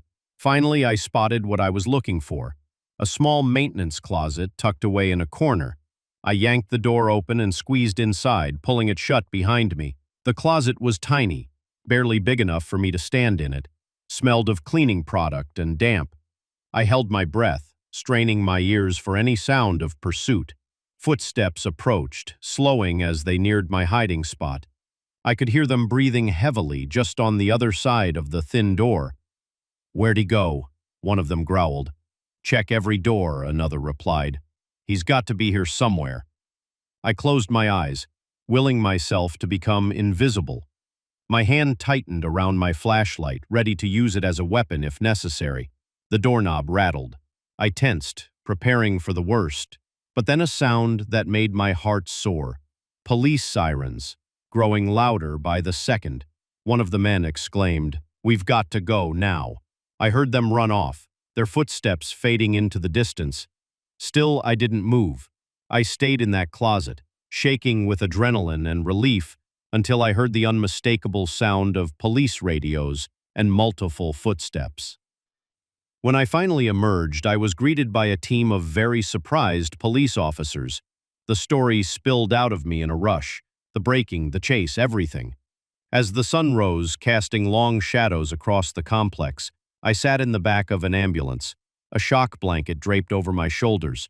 The police had caught 2 of the 3 intruders as they tried to escape. The third was still at large. Detective Sarah Chen, the lead investigator, approached me with a grim expression. "You took one hell of a risk tonight, Jake," she said, her tone a mix of admiration and exasperation. "But thanks to you, we managed to stop a major theft. That lab they were trying to break into. It contains prototype technology worth millions." I nodded, still trying to process everything that had happened. "Who were they?" I asked. Detective Chen sighed. "Professional thieves working for a rival company. We've been tracking their operation for months, but we never expected them to be this bold." She paused, fixing me with a serious look. "You know the department could use someone with your quick thinking and bravery. Ever considered a career in law enforcement?" I couldn't help but laugh. 12 hours ago, I was a bored security guard, counting the minutes until my shift ended. Now I was being recruited by the police. As I watched the sunrise over the industrial complex, casting a golden glow over the scene of my night-long ordeal, I realized something. Life can change in an instant. One moment you're going through the motions, and the next you're running for your life, making split-second decisions that could mean the difference between life and death. I didn't know if I'd take Detective Chan up on her offer, but I did know one thing. I'd never look at my boring security job the same way again, because sometimes the most ordinary nights can turn into the most extraordinary adventures. And sometimes the person you least expect to be a hero, even yourself, can rise to the occasion when it matters most. The moment the door slammed shut behind me, I knew I'd made a terrible mistake. The sound echoed through the empty house, a finality to it that sent chills down my spine. I was trapped, and the family-friendly facade of my clients had just crumbled away, revealing something far more sinister. It was supposed to be a routine showing. As a real estate agent in the upscale neighborhood of Oakwood Hills, I'd done hundreds of these. The Jensen property was a gem, a sprawling 6-bedroom mansion with all the bells and whistles. the wealthy clients in this area desired. Pool, home theater, wine cellar, you name it. This place had it. When the Carters contacted me about viewing the property, I was thrilled. They seemed like the perfect buyers. A successful businessman, his elegant wife, and their two well-behaved children. They had the means and the motivation to make a quick sale. I remember thinking how lucky I was as I pulled up to the Jensen house that sunny Saturday afternoon. The Carters were already waiting, looking picture-perfect in their country club attire. Mrs. Reeves, Mr. Carter, greeted me with a firm handshake. "Thank you for meeting us on such short notice. Please, call me Sarah," I replied with my best sales smile. "Shall we begin the tour?" As we moved through the house, I pointed out all its features. From the gourmet kitchen to the luxurious master suite, the Carters seemed impressed, asking all the right questions. Mrs. Carter was particularly interested in the security system, which I assured her was top of the line. It wasn't until we reached the basement that things started to feel off. Mr. Carter's questions became more pointed, focused on the layout and any potential hidden spaces. "You never know when you might need a panic room," he joked. But there was an edge to his voice that made me uneasy as we climbed the stairs. Back to the main floor, I felt Mrs. Carter's hand on my arm. Her grip was surprisingly strong. "Sarah, dear," she said, her voice sickly sweet, "would you mind if we took another look at the master bedroom? I have a few more questions about the closet space." I nodded, leading the way back upstairs. Mr. Carter and the children stayed in the living room, engrossed in what looked like a heated discussion. The master bedroom was at the end of a long hallway. As we entered, I launched into my usual spiel about the custom cabinetry and designer fixtures, but Mrs. Carter wasn't listening. She was staring at me with an intensity that made my skin crawl. "You know, Sarah," she said, taking a step closer, "we're not really here to buy a house." My heart skipped a beat. "I'm sorry, I don't understand." Her smile widened, revealing too many teeth. "Oh, I think you do. Or at least." Well, that's when I felt a sharp pain in my neck. I spun around to see Mr. Carter standing behind me, an empty syringe in his hand. When had he come upstairs? What did you do to me?" I slurred, my vision already starting to blur. "Don't worry, dear Mrs. Carter kid. Everything will make sense soon."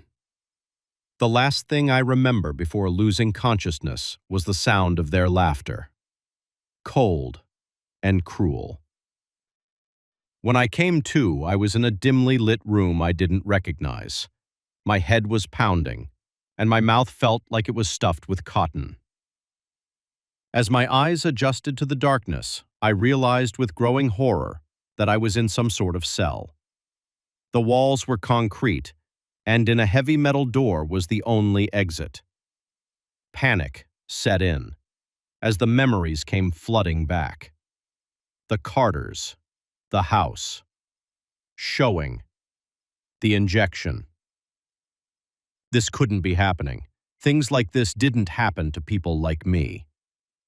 I tried to stand, Mom, but my legs were wobbly and I stumbled. That's when I noticed the chain. A thick metal shackle was fastened around my ankle, connected to a bolt in the floor. I was well and truly trapped. Hours passed, or maybe it was days. Time lost all meaning in that windowless room. I alternated between frantic attempts to escape and periods of despair, where I huddled in the corner, sobbing. Finally, the door opened. Mr. Carter walked in, looking as polished as ever in his expensive suit. "Ah, good, you're awake," he said, as if we were meeting for a business lunch. "I hope you're finding your accommodations adequate." "Why are you doing this?" I coked, my voice hoarse from screaming. He chuckled.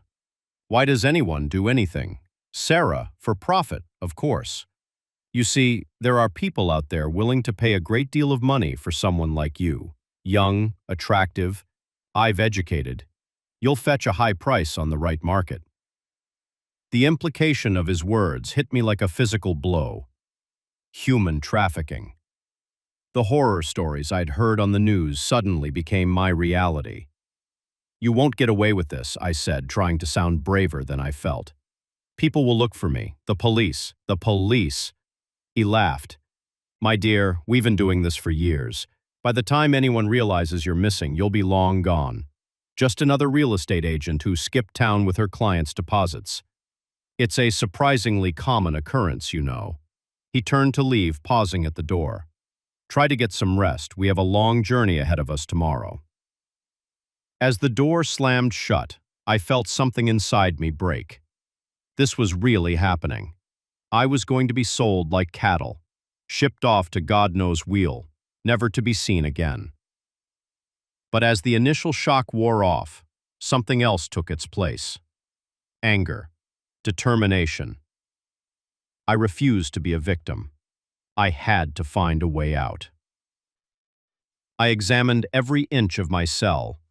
Weaknesses. The chain was solid, the walls impenetrable, but the door, the hinges looked old, rusty. If I could somehow reach them, I tore a strip of fabric from my blouse and began to braid it, making it as strong as possible.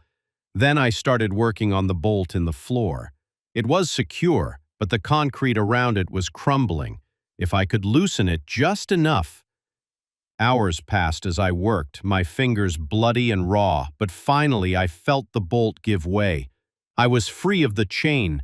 Using my makeshift rope, I managed to reach the door hinges. They were as weak as I'd hoped. With enough pressure, they began to creak and bend, just as I heard the satisfying snap of the last hinge giving way. Footsteps echoed down the hall. They were coming. I pressed myself against the wall next to the door, my heart pounding. This was my only chance. The door swung open, and Mrs. Carter stepped in. Time to go. Dear, you're new. I didn't let her finish. I slammed into her with all my might, knocking her off balance. She stumbled, hitting her head on the concrete wall with a sickening thud. I didn't wait to see if she was okay. I ran. The hallway seemed endless, doors on either side. I could hear shouts behind me, heavy footsteps giving chase. I turned a corner and saw it, a window. Without hesitation, I threw myself at it. The glass shattered and I felt a searing pain as shards cut into my skin, but I didn't stop. I tumbled out onto soft grass, the cool night air hitting my face. I was in a backyard, high fences on all sides.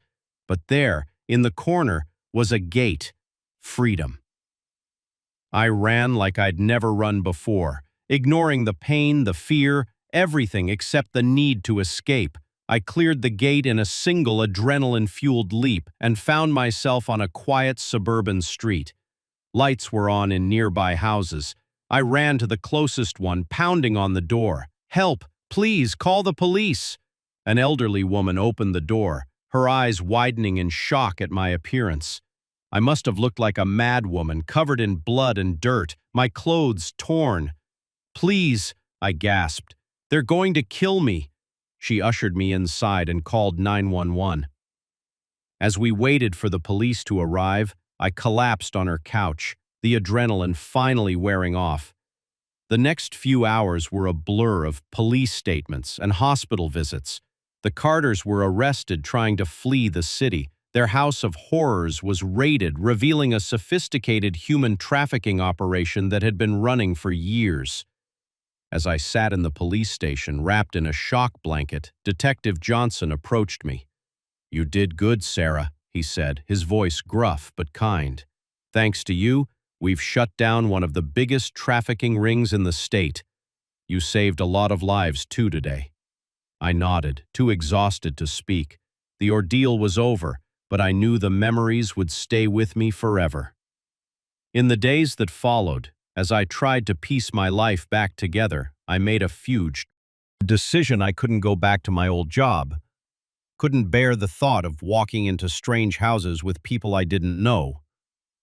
But I could use my experience to help others.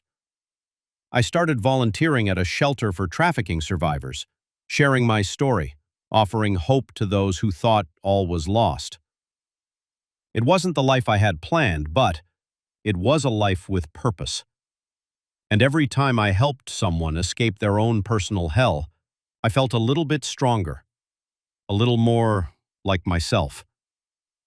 The Carters had tried to break me, to turn me into a commodity, but in the end, they'd only made me more determined to fight back against them, against the system that allowed such evil to exist, against the darkness that threatens to consume us all.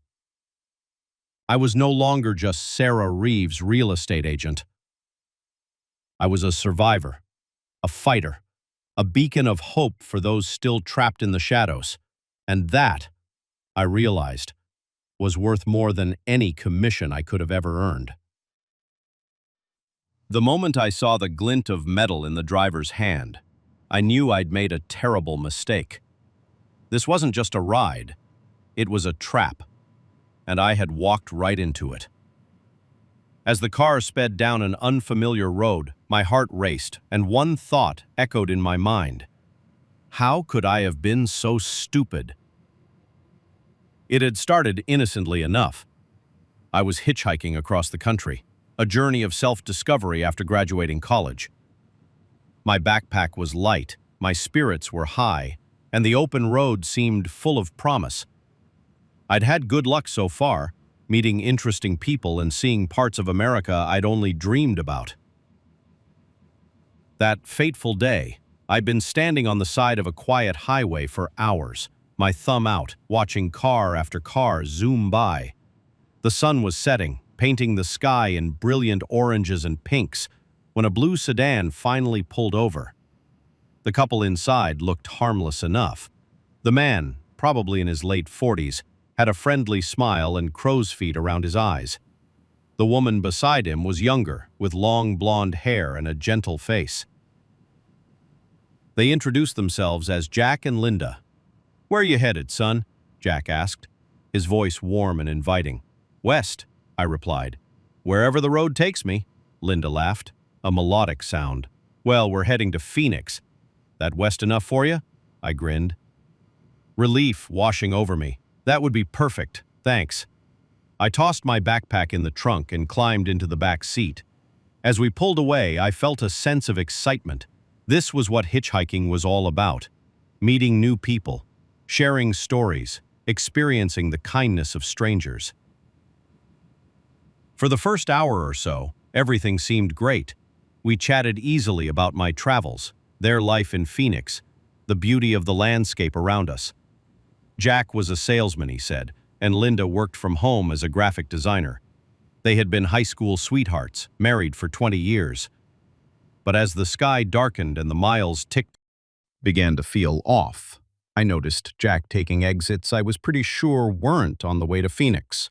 When I mentioned it, Linda quickly changed the subject, asking about my family back home. An uneasy feeling settled in my stomach.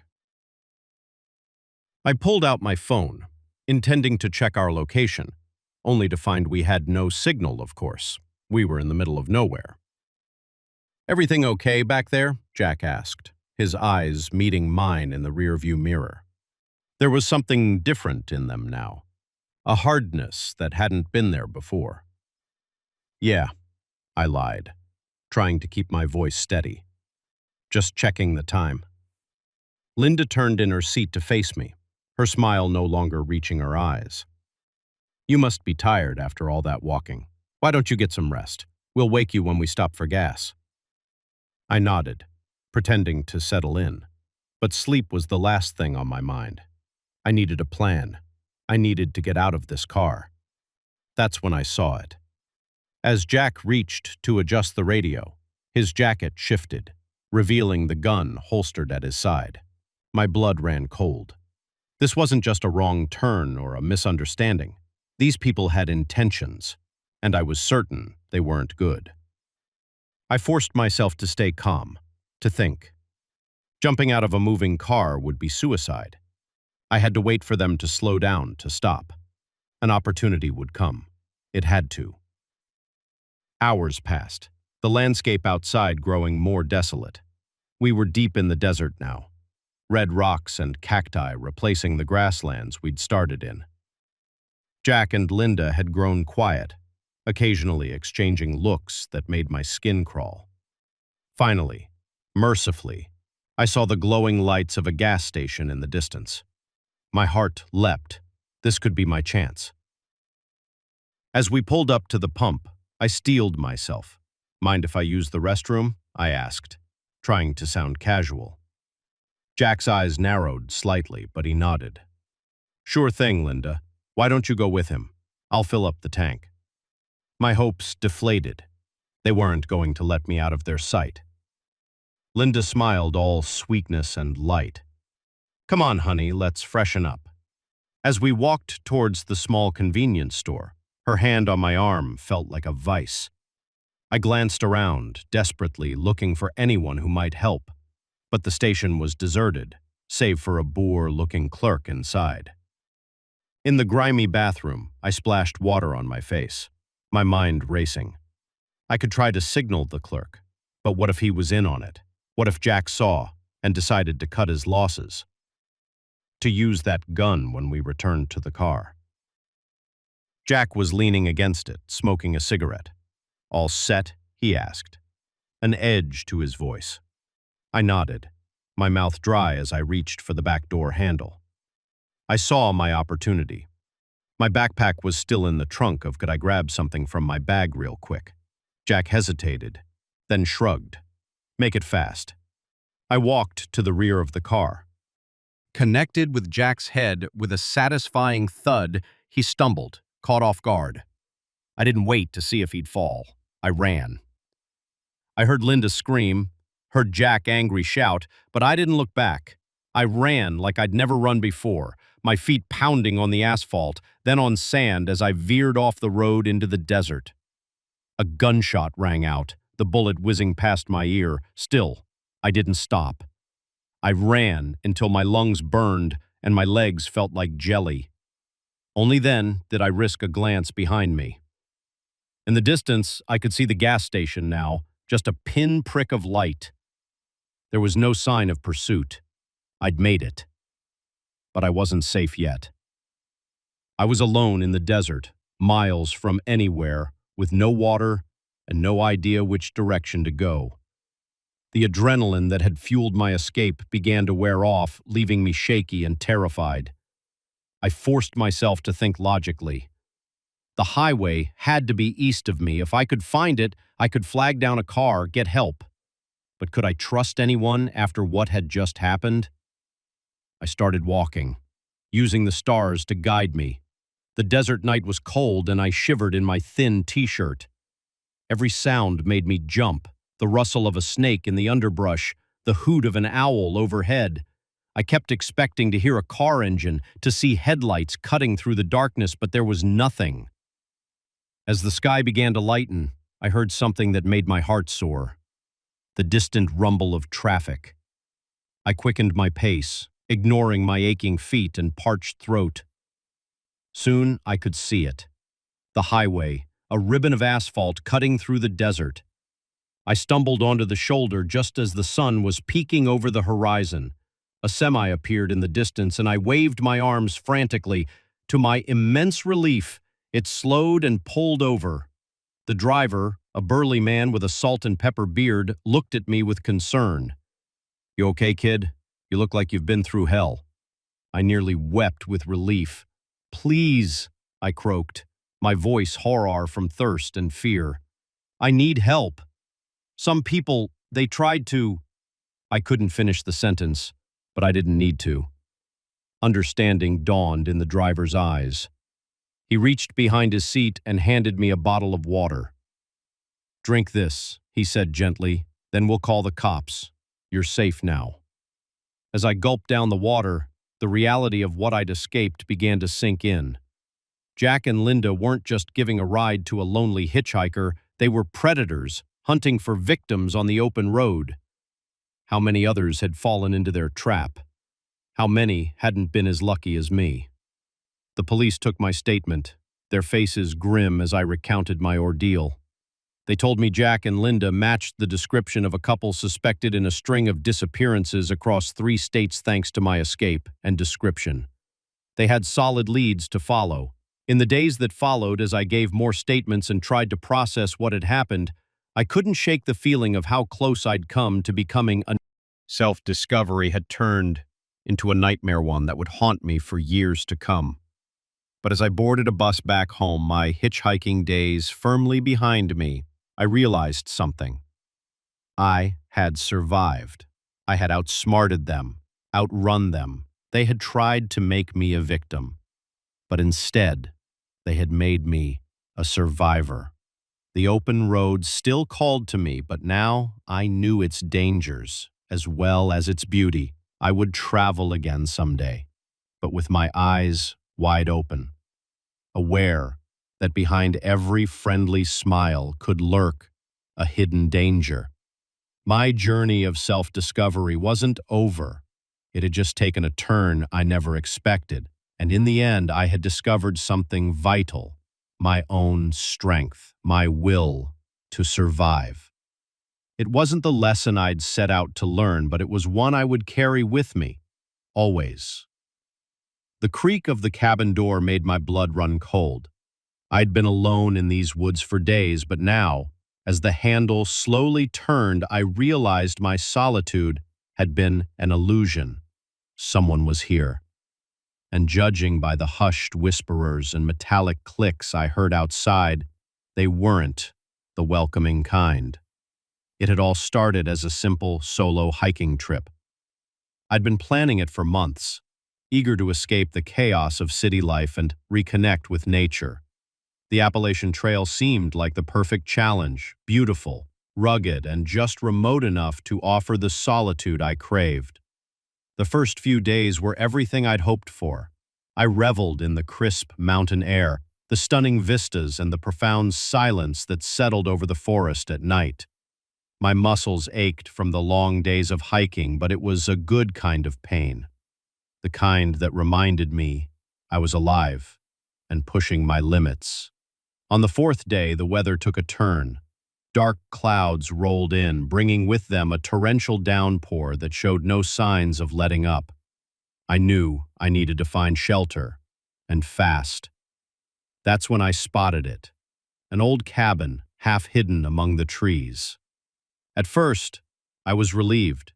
The cabin looked abandoned, its windows dark and a thick layer of moss covering the roof. But it was sturdy, and more importantly, it was dry. I figured I could wait out the storm there and continue my journey once the rain passed. I approached cautiously, calling out a hello just in case someone was home. When no answer came, I tested the door. To my surprise, it swung open easily, hinges creaking in protest. The interior was musty but surprisingly well preserved. A thick layer of dust covered everything, but the furniture was intact. A small table with 2 chairs, a pot-bellied stove in the corner, and a narrow bed against the far wall. It looked like whoever had lived here had simply walked away one day and never returned. I set down my backpack and started to explore. There were a few old canned goods in the cupboards, their labels faded but still readable. A collection of dust, and the rain showed no signs of stopping. I decided to make the best of the situation. I got a fire going in the stove, its warmth driving away the damp chill. I even found an old deck of cards and spent the evening playing solitaire by candlelight. It was almost cozy for the first time in days. I felt truly relaxed. The patter of rain on the roof and the crackling of the fire lulled me into a sense of security. I fell asleep that night feeling safe and content. I woke the next morning to find the rain had stopped, but a thick fog had settled over the forest. Visibility was poor, and I knew trying to navigate the trail in these conditions would be foolish. I resigned myself to another day in the cabin, grateful for the shelter it was. Mid-afternoon, when I first noticed something odd. As I was reorganizing my backpack, I could have sworn I saw movement outside the window. Just a flicker in the mist. Gone almost as soon as I'd seen it. I told myself it was probably just an animal, a deer maybe, or a large bird. But then I heard it. A twig snapping, followed by the unmistakable sound of hushed voices. My heart began to race. I moved to the window, straining to see through the fog. For a moment there was nothing. Then, like ghosts materializing from the mist, I saw them. 3 figures moving with purpose towards the cabin. Panic set in. Who were they? What did they want? My mind raced through possibilities, each more terrifying than the last. Lost hikers wouldn't move with such stealth. Rangers would announce themselves. No, these people, whoever they were, didn't want to be seen. I looked around frantically for a place to hide. The cabin was small, with few options. Under the bed, too obvious, the cupboards too small. My eyes landed on a hatch in the ceiling I hadn't noticed before. An attic. With shaking hands, I pulled down the ladder and climbed up, pulling my backpack after me. I just managed to close the hatch when I heard them at the door. The creak of hinges, footsteps on the wooden floor, then voices. "Somebody's been here," a gruff male voice said. "Fire's still warm. Check outside," another voice, female this time. "Make sure they didn't just step out." I held my breath. Afraid, even the sound of my heartbeat might give me away. Through gaps in the floorboards, I could see them moving around below. 3 of them. Just as I'd seen outside, 2 men and a woman, all dressed in dark clothing. "Bag here," the second man said. "Hiker, probably." The woman hissed, "If they made it this far, we'll find them," the first man assured her. "Can't have anyone stumbling onto our operation. Boss would have our heads." Operation? My mind reeled. What did I stumbled into? They continued to search the cabin, rifling through my belongings. I watched, helpless, as they went through my wallet. Looking at my ID, "Sarah Jenkins," the woman read aloud. "Got an address in Boston. Long way from home." "Aren't you Sarah?" I bit my lip to keep from making a sound. They knew my name. They knew where I lived. The gravity of my situation hit me like a criminals I'd stumbled upon. They were dangerous, and they now saw me as a threat. "We'll need to move everything," the first man said. "Can't risk her finding her way back here and bringing the cops." "What about the girl?" the second man asked. There was a long pause. My blood ran cold as I waited for the answer. "We find her," the woman said finally, her voice hard, and "we make sure she never tells anyone what she saw." They continued to talk, discussing plans to search the surrounding area. I remained frozen, in the scarcely daring to breathe. Hours passed. At some point they left the cabin, but I was too afraid to move, certain they were still out there searching. As night fell, I heard them return. They spoke in low voices, frustrated by their lack of success in finding me. They decided to sleep in shifts, or to catch me if I tried to return in the night. I knew I couldn't stay in the attic forever. Sooner or later they'd think to look up here, or I'd make a noise and give myself away. I had to escape. But how? The answer came to me as I listened to the sound of gentle snoring below. 2 asleep, 1 awake. It was the best chance I was going to get. Moving as silently as I could, I eased open the attic hatch. The cabin was dark, lit only by the faint glow of dying embers in the stove. I could make out 2 figures on the bed and a third silhouette by the window. I took a deep breath, steeling myself. It was now or never. I dropped from the attic landing as softly as I could. The figure by the window whirled around, but I was already moving. I grabbed the cast iron pan from the stove and swung with all my might. There was a sickening thud and the figure crumpled. The noise woke the others, but I was already at the door. I burst out into the night, my legs pumping furiously as I ran blindly into the forest. Behind me I could hear shouts and the crash of underbrush as they gave chase. I was so fed by tasting around with a whole hands, I given that after is just a new restive. I ran like I'd never run before, ducking under branches and leaping over fallen logs. My lungs burned and my legs screamed in protest, but fear kept me going. I don't know how long I ran. It felt like hours. Eventually, the sounds of pursuit faded, replaced by the normal nighttime noises of the forest. Still, I didn't stop. I couldn't risk it. As the first light of dawn began to filter through the trees, I finally allowed myself to slow down. I was lost, exhausted, and terrified, but I was alive. It took 2 more days of cautious travel before I found my way to a ranger station. The authorities were skeptical of my story at first, but a search of the area revealed evidence that corroborated my account. The cabin, and when they found it, had been cleared out, but traces remained of what the police called a insignificant, illegal operation. As I gave my statement and tried to come to terms with what had happened, I couldn't shake the feeling of how close I'd come to becoming another statistic. Another mysterious disappearance in the vast wilderness. My peaceful hiking trip had turned into a nightmare, one that would haunt me for years to come. But as I boarded the bus back to Boston, I realized something. I had survived. I had outsmarted them, outrun them. They had tried to make me a victim, but instead, they had made me a survivor. The mountains still called to me, their beauty undimmed by my ordeal. I knew I would return someday to finish the journey I had started, but next time, I wouldn't be alone, and I would carry with me the knowledge that sometimes the greatest dangers we face aren't from nature, but from our fellow human beings. The moment the truck veered towards me, I knew this was no accident. The murderous intent in the driver's eyes was clear, even through the rain-streaked windshield. As I swerved off the road, my tires skidding on the wet asphalt, one thought blazed through my mind. They had found me, and they weren't going to let me escape this time. It had all started 3 days ago. I was driving cross-country, moving from New York to Los Angeles for a fresh start after a messy divorce. The long, lonely stretches of highway through the Midwest were monotonous, but I found a strange peace in the solitude.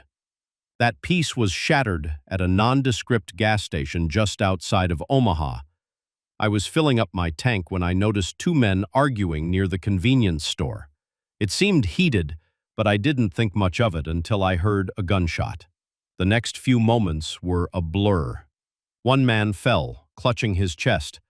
The other looked around wildly, his eyes locking with mine. I saw the gun in his hand, saw the panic and desperation on his face. In that instant, I knew I had become a witness to something I was never meant to see. I jumped into my car, my hand shaking so badly I could barely get the key in the ignition as I peeled out of the gas station.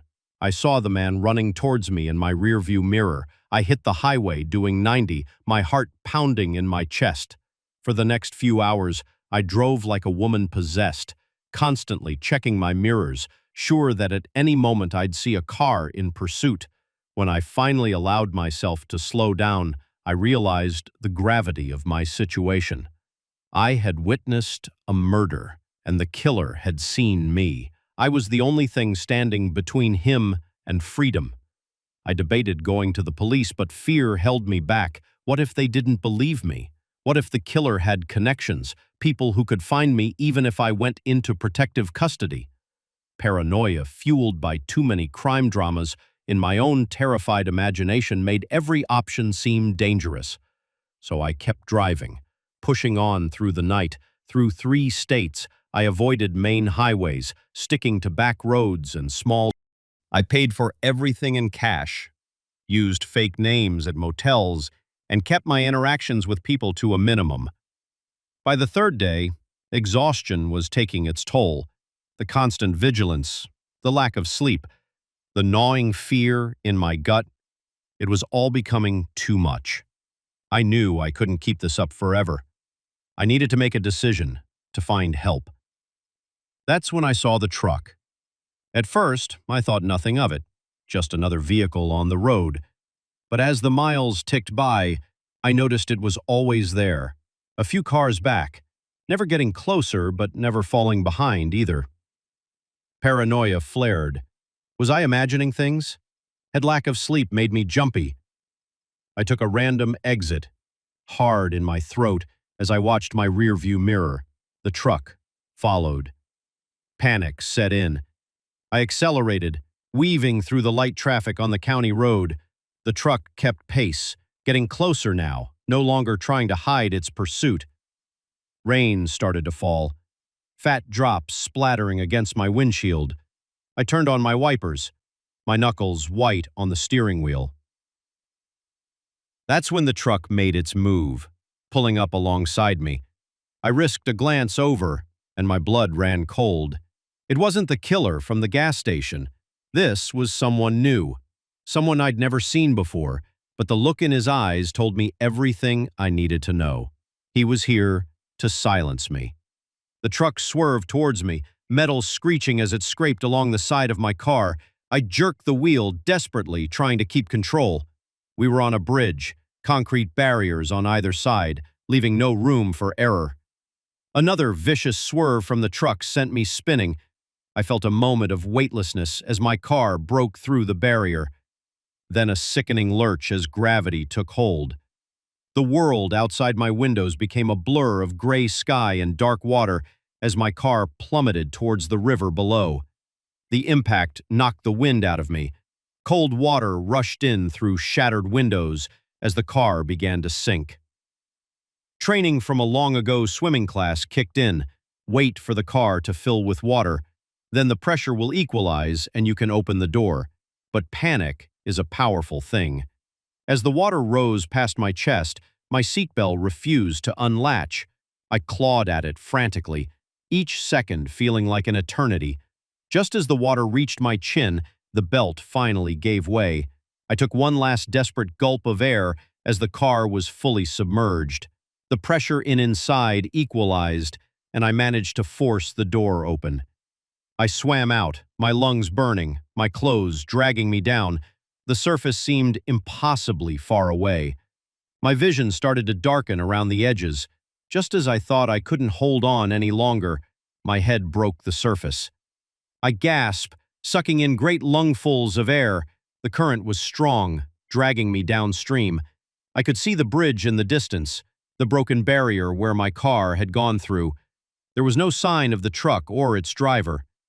I managed. This was far from over. As the adrenaline wore off, the reality of my situation sank in. I was miles from anywhere, soaking wet, with no car, no phone, and no idea who was after me or why.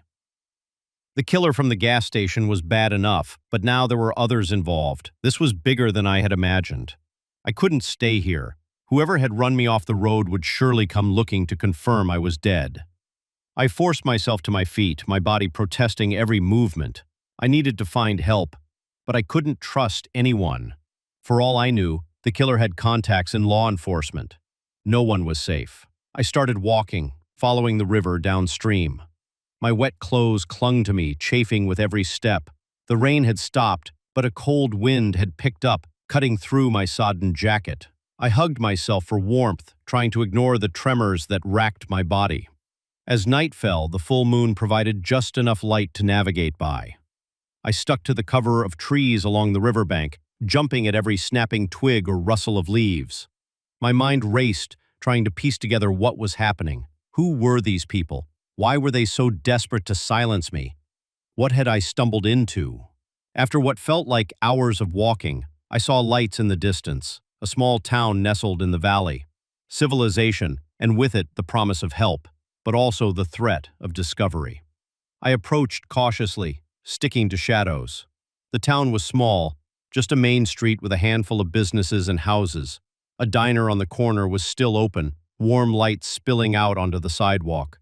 My stomach growled, reminding me I hadn't eaten in nearly a day. But food would have to wait. I needed information and a way out of here. My eyes landed on a small building across the street, the local library. It wasn't much, but it was a start. Breaking in was easier than I expected, small towns and their trusting nature. The window latch was flimsy, giving way with minimal effort. I slipped inside, praying there was no alarm system. The computer at the front desk was ancient, but it worked. I Googled the gas station where this had all started, searching for any news about a shooting. Nothing. It was as if it had never happened. I broadened my search, looking for any recent crimes or suspicious activities in the area. That's when I found it. A small article about a string of unexplained disappearances along the I-80 corridor. Truckers, mostly gone without a trace. The police had no leads, but locals whispered about a shadowy organization. A modern-day highway pirates, preying on unsuspecting travelers. My blood ran cold as I read. Had I stumbled upon something bigger than a simple murder? Was this why they were so desperate to silence me? A noise outside made me jump. Headlights swept across the way. Window as a car drove by slowly. Too slowly, I ducked down, my heart pounding. Had they found me already? I waited, barely breathing for what felt like an eternity. When I finally dared to peek out, the street was empty. But I knew I couldn't stay here. It wasn't safe. Nowhere was safe. As I slipped out of the library and into the night, I knew my ordeal was far from over. I was in way over my head, caught up in something I didn't understand. But I was alive, and as long as I was breathing, I had a chance. I started walking again, this time with purpose. I didn't know where I was going, but I knew I couldn't stop. They were out there, watching, waiting, and I was determined to stay one step ahead no matter what it took. The road stretched out before me, dark and full of unknowns. But for the first time since this nightmare began, I felt a glimmer of hope. I had survived their first attempt to silence me. I had information now, a piece of the puzzle. It wasn't much, but it was a start. As I walked into the unknown, one thought kept me going. I would find the truth, and I would make them pay. They had tried to kill me, but they had only made me stronger, and now I was coming for them. The first video file I opened showed a man being tortured. The second revealed a drug deal gone wrong. By the third, I realized the laptop I'd bought wasn't just used, it was evidence of something far more sinister. And now, as I stared at the car parked across the street, I knew they had come for it. And for me. It all started innocently enough. My old laptop had finally given up the ghost after years of faithful service. And as a freelance graphic designer, I couldn't afford to be without a computer for long. Money was tight. So I turned to Craigslist, hoping to find a decent used machine that wouldn't break the bank. That's how I met Derek. His ad seemed perfect, a high-spec laptop for a fraction of its retail price. When I arrived at the coffee shop to meet him, I found a nervous-looking guy in his 30s fidgeting with his coffee cup. "You must be Alex," he said, forcing a smile. "Here's the laptop. It's all yours." I gave it a quick once-over. It looked to be in good condition, and when I booted it up, everything seemed to work fine. I handed over the cash, and Derek practically bolted out of the cafe. At the time, I chalked it up to social awkwardness. If only I'd known back home. I spent the evening setting up my new purchase, transferring files and installing software. It was close to midnight when I stumbled upon the hidden folder. It was buried deep in the system files, innocuously named backup data. Curiosity got the better of me, and I clicked. What I saw made my blood run cold. Video files, hundreds of them, with names like Warehouse Pickups 03 and Johnson's Interrogation. Finger hovered over the mouse, a voice in my head screaming not to open them. But I had to know. The first video started playing, and I felt the bile rise in my throat. A man, bloodied and bruised, was strapped to a chair off camera. Someone was asking questions, their voice distorted when the man refused to answer. His fingernail was slowly pulled off with pliers. His screams would haunt my nightmares for weeks to come. I slammed the laptop shut, my heart racing. What had I gotten myself into? Who was Derek really? And more importantly, who were the people in these videos? Sleep eluded me that night. I tossed and turned, debating what to do. Go to the police? But what if they were involved? The level of organization I'd glimpsed in those files suggested this wasn't some small-time operation. By morning, I'd made a decision. I needed to know more before I did anything. I spent the day combing through the files, careful not to actually open any more videos. There were documents, ledgers, shipping manifests, what looked like coded messages. It was clear I'd stumbled onto something big, something dangerous. As evening fell, I noticed a car I didn't recognize parked across the street. A dark sedan with tinted windows. It could have been nothing, but the hairs on the back of my neck stood up. I peered out through the blinds, and my heart nearly stopped. A man was sitting in the driver's seat and staring directly at my apartment. Panic set in. They knew somehow. They tracked the laptop to me. My mind raced through possibilities. Had Derek sold me out? Was the laptop itself being tracked? I grabbed my phone, ready to call 911, but stopped short. Who could I trust? If this organization was as big as I suspected, they could have people anywhere. A plan began to form. I couldn't stay here, that much was clear, but I couldn't just run either, not with what I knew. I had a responsibility now, a duty to expose whatever this was. I quickly packed a bag, clothes, some cash I had stashed away, basic toiletries. Then I turned to the laptop. I couldn't risk taking it with me, but I couldn't leave it behind either. I pulled out the hard drive, slipped it into my bag, and then in a moment of inspiration, replaced it with the drive from my old laptop. To anyone checking it would look like an ordinary computer. Just as I finished, there was a knock at the door. My heart leapt into my throat. "Mr. Wilson?" A deep voice called out. "We need to speak with you about a recent purchase you made." I didn't answer. Instead, I quietly made my way to the fire escape outside my bedroom window. As I climbed down, I heard the sound of my front door being broken down. My feet hit the alley pavement, and I ran. I didn't know where I was going, but I knew I couldn't stop. The sound of shouts behind me spurred me on. I ran for what felt like hours, taking random turns, doubling. Finally exhausted and out of breath, I ducked into a 24-hour diner. The waitress gave me an odd look as I slid into a booth, but didn't say anything. I ordered a coffee with shaking hands, then pulled out my phone. I needed help, but who could I trust? An idea struck me. Sarah, my ex-girlfriend. She worked as an investigative journalist for the local paper. If anyone could help me make sense of this and get the information to the right people, it was her. I dialed her number, praying she'd pick up despite the late hour. "Alex," she answered, her voice groggy with sleep. "Do you have any idea what time it is, Sarah? I'm sorry, but I need your help," I said, my voice low. "I'm in trouble, big trouble, and I think I've uncovered something huge." There was a pause. "Are you drunk?" "I wish I was," I replied. "Can you meet me, please? I wouldn't ask if it wasn't important." She must have heard the desperation in my voice. "Okay," she said finally. "Where are you?" I gave her the address of the diner, then hung up. As I waited, I couldn't shake the feeling that I was being watched. Every person who entered made me flinch. Every car that drove by seemed suspicious. Sarah arrived about 20 minutes later, looking concerned and a little annoyed. "All right, Alex," she said, sliding into the booth across from me. "What's going on?" I took a deep breath, then told her everything. As I spoke, her expression changed from skepticism to shock, and finally to a grim determination I recognized from our days together, the look she got when she was onto a big story. "Show me," she said when I finished. I pulled out my laptop and booted it up. Her eyes widened as I opened file after file, revealing the scope of what I'd discovered.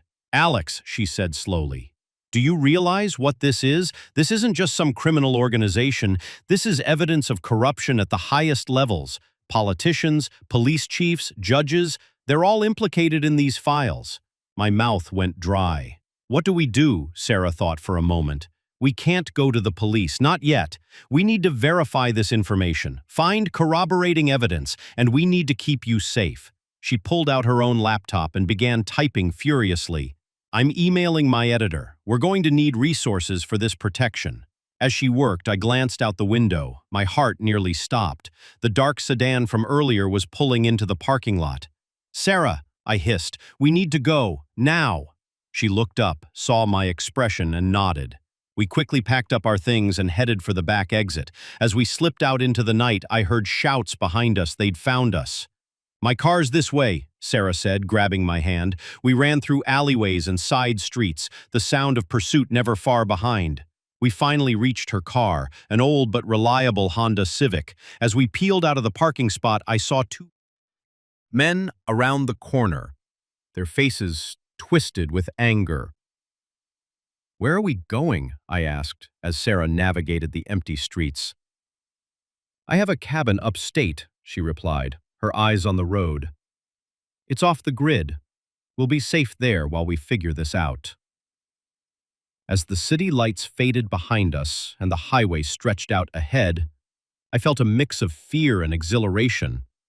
In the span of 24 hours, my life had been turned upside down. I was a fugitive, running from shadowy forces I didn't fully understand. But I wasn't alone, and for the first time since this all began, I felt a glimmer of hope. Whatever I'd stumbled into, whatever dangers lay ahead, I knew one thing for certain. The truth would come out. It had to. As dawn broke over the horizon, painting the sky in hues of pink and gold, I made a silent vow. I would see this through, no matter the cost.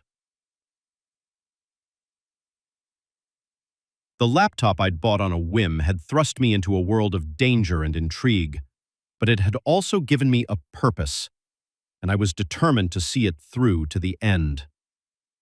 The first shadow I saw could have been a trick of the light, the second maybe my imagination running wild.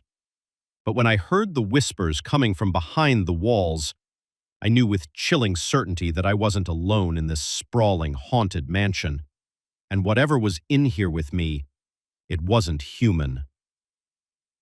I'd taken the job as an overnight caretaker at Ravencrest Manor out of desperation. Fresh out of college with a mountain of student debt and no promising job prospects, the ad had seemed like a godsend.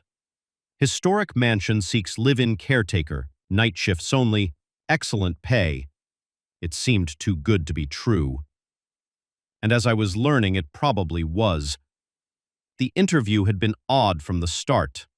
The owner, a reclusive old woman named Mrs. Blackwood, had peered at me through thick glasses, her eyes magnified to an unsettling degree.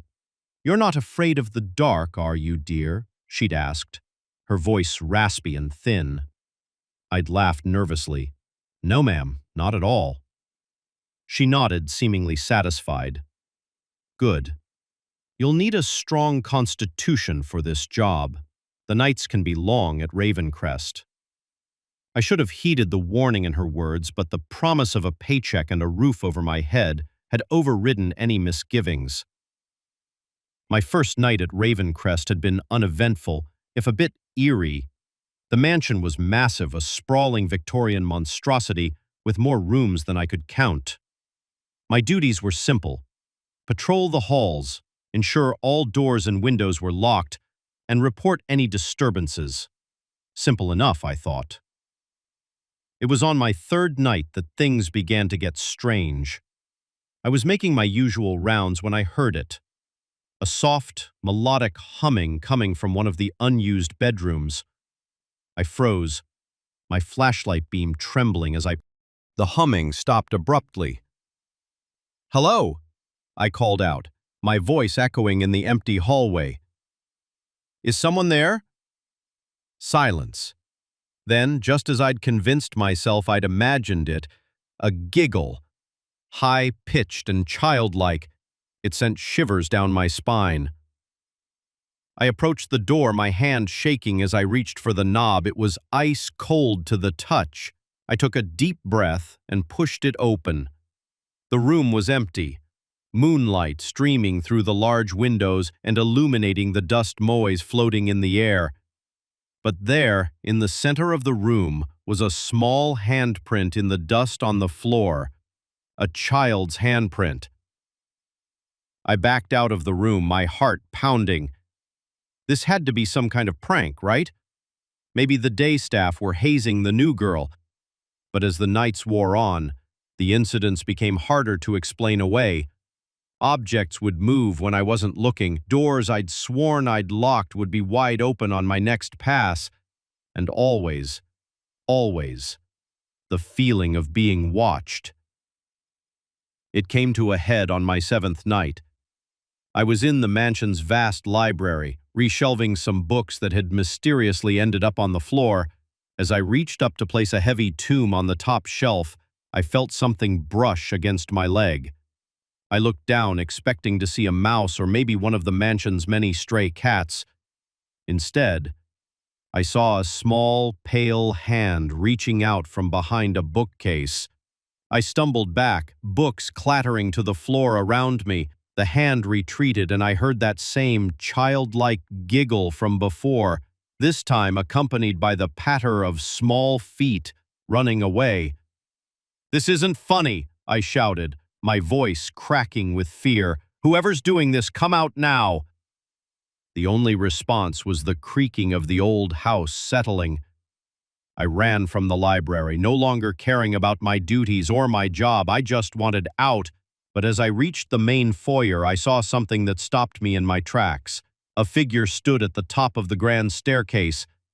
It was Mrs. Blackwood, but not as I'd seen her before.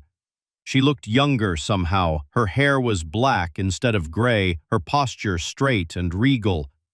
"Leaving so soon, my dear?" she asked, her voice echoing strangely in the cavernous space. "What's going on here?" I demanded, trying to keep the tremor out of my voice. "What is this place?" She smiled, and in that moment, she didn't look human at all. Ravencrest has always attracted the young and the desperate. It feeds on them, you see. Their fear, their vitality. As she spoke, more figures began to appear, children in old-fashioned clothes, their eyes hollow and dark, a man in a butler's uniform with a gaping wound in his chest, a woman in a maid's outfit, her neck bent at an impossible angle. "What are you?" I whispered, backing towards the door. "Mrs. Blackwood." Blackwood's smile widened, revealing too many teeth. "We are the caretakers of Ravencrest, and now, my dear, so are you." I turned and ran, yanking at the front door. It wouldn't budge. Behind me, I could hear them approaching. Their whispers was growing louder.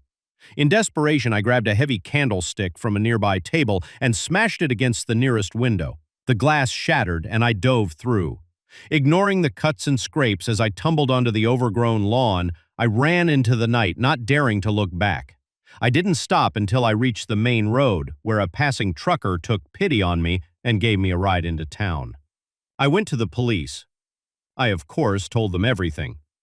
They listened, politely, then informed me that Ravencrest Manor had burned down in 1954. There was nothing there but an empty, overgrown lot. I didn't believe them. I couldn't. The next day, I drove back out to the mansion, determined to prove I wasn't crazy. But there it was, just as the police had said. A sprawling out empty lot, overgrown with weeds and scattered with the charred remnants of a long-ago fire. No mansion, no Blackwood, no ghosts. As I stood there trying to reconcile what I was seeing with what I knew I had experienced, I felt a chill run down my spine. There in the tall grass was a glint of something metallic. I approached cautiously, my heart in my throat. It was the candlestick, the one I'd used to break the window. It lay there, impossible and undeniable, a piece of evidence from a place that supposedly didn't exist. I left it there, too. Afraid to touch it as I drove away, I glanced in my rearview mirror for just a moment. I could have sworn I saw the mansion, standing tall and imposing against the sky. And in an upstairs window, a pale face watching me leave. I never went back to Ravencrest. I moved out of state, changed my name, did everything I could to put that night behind me. But sometimes late at night, I still hear the whispers, still see the shadow moving in the corners of my vision. And I wonder, did I ever really leave Ravencrest at all? Or is it still there waiting for me, ready to claim its newest caretaker? The job offer still appears sometimes, in small local papers or on obscure websites. Historic mansion seeks live-in caretaker, night shifts only, excellent pay. And I know somewhere out there, another desperate soul is seeing it, thinking it's the answer to their prayers. I want to warn them, to tell them to run, to stay away from Ravencrest and its hungry ghosts. But who would believe me? Who would listen to the ravings of a person who claims to have worked in a mansion that burned down decades ago? So I stay silent. And I watch, and I wait. And every night I check my doors and windows. And I leave a light on, because I know now that the dark isn't empty, and sometimes if you look too long into the shadows start looking back. The experience at Ravencrest changed me. I no longer see the world as I once did. Every old building holds secrets. Every shadow could hide something unnatural. I've become a collector of strange stories, a seeker of the unexplained, because I know now that there's more to our world than most people ever see. And sometimes, late at night, when the wind howls and the house creaks, I find myself longing for the long corridors of Ravencrest, for the whispers in the walls and the giggle of ghostly children. Because as terrifying as it was also thrilling. It was real, in a way that nothing in my life has been since. But then I remember Mrs. Blackwood's smile, too wide and too sharp, and the cold touch of spectral hands. And I know that some doors once opened can never truly be closed again. So I stay away, and I warn others as best I can. But a part of me knows that someday, somehow, Ravencrest will call me back. And when it does, I don't know if I'll have the strength to resist its siren song. Because once you've glimpsed the other side, the normal world never quite feels like home again. The moment I saw the townspeople's eyes, I knew we had driven into something far worse than a simple pit stop. There was a vacancy in their stares, a hollow that sent chills down my spine. As my wife asked for directions, I realized with growing horror that we hadn't found help. We had stumbled into a trap. It had started as a routine road trip. Sarah and I were driving cross-country to her parents' place for Thanksgiving. We've done this drive a dozen times before. But this year we decided to take a scenic route, hoping to see some of the charming small towns that dot the American landscape. That decision would prove to be a grave mistake. We were somewhere in the Midwest, surrounded by endless fields of corn and wheat, when our car started making an ominous clanking noise. I'm no mechanic, but even I knew this wasn't good. We limped along for a few more miles before the engine gave out completely, leaving us stranded on a lonely stretch of highway. As the sun began to set, "There's got to be a town nearby," Sarah said, peering at her phone. "But I'm not getting any signal out here." I nodded, trying to hide my growing unease. We passed a sign a few miles back. Silver Creek, I think it said. Can't be too far. We gathered what we could carry and started walking. The November air was crisp, and a light fog had begun to roll in, obscuring the road ahead. As we walked, the silence struck me. No crickets, no rustling of small animals in the grass, just our footsteps and the occasional gust of wind. After what felt like hours, we saw lights in the distance.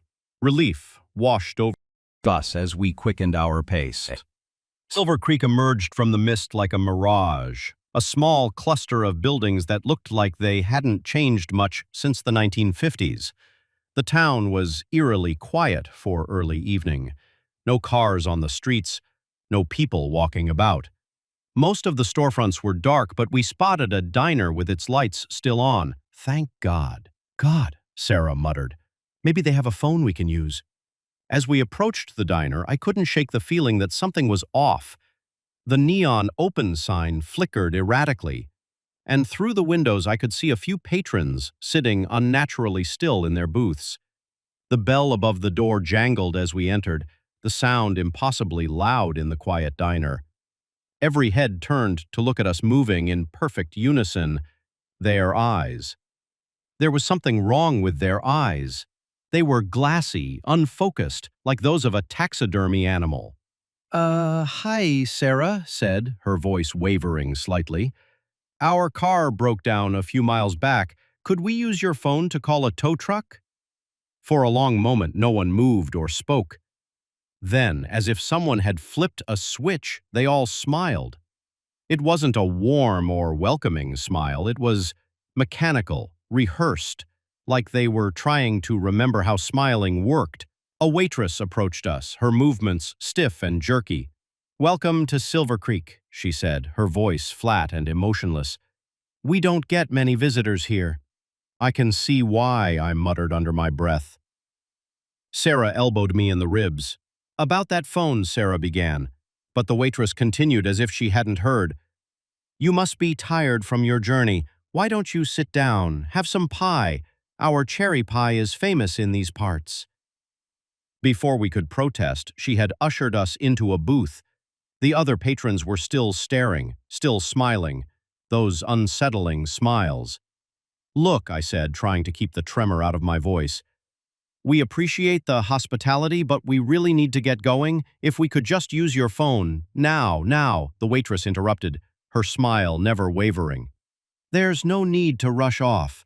You're our guests, and guests in Silver Creek always stay for pie." As if on cue, a man emerged from the kitchen carrying 2 plates of cherry pie. He set them down in front of us with robotic precision. Sarah and I exchanged glances. Something was very, very wrong here. "It's getting late," Sarah said, her voice tight with forced cheerfulness. "We should really find a place to stay for the night. Is there a motel in town?" The waitress's smile widened, showing too many teeth. "Oh, we have plenty of room for you here. Silver Creek always has room for new residents." The way she said residents sent a chill down my spine. I stood up abruptly, grabbing Sarah's hand. "Thanks for the offer, but we'll be going now." As we moved towards the door, the other patrons stood up in unison.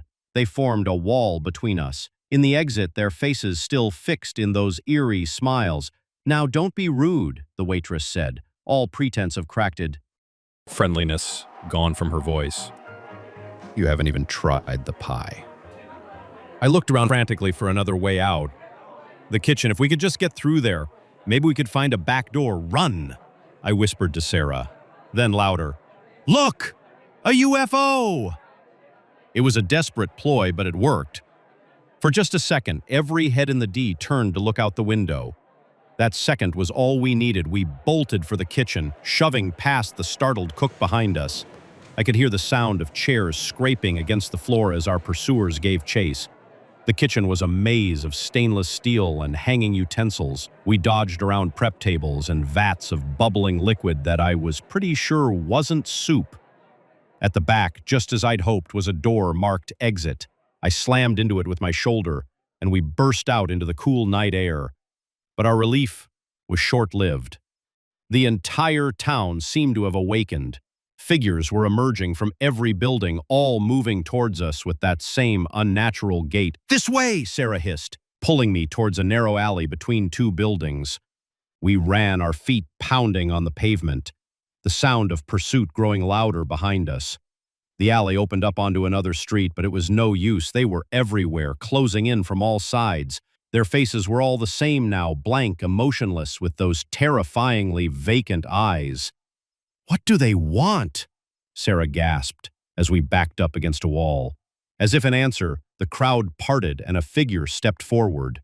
It was an old man, his back hunched, leaning heavily on a cane. Unlike the others, his eyes were sharp and alert. "Welcome, travelers," he said, his voice surprisingly strong. "Wrong! We've been waiting for you." "What is this place?" I demanded. "What do you want from us?" The old man chuckled, a dry, rattling sound. "Silver Creek has always been here, waiting for lost souls like yourselves. We need new blood, you see, new minds to join our community." As he spoke, I noticed something odd. The other townspeople were changing.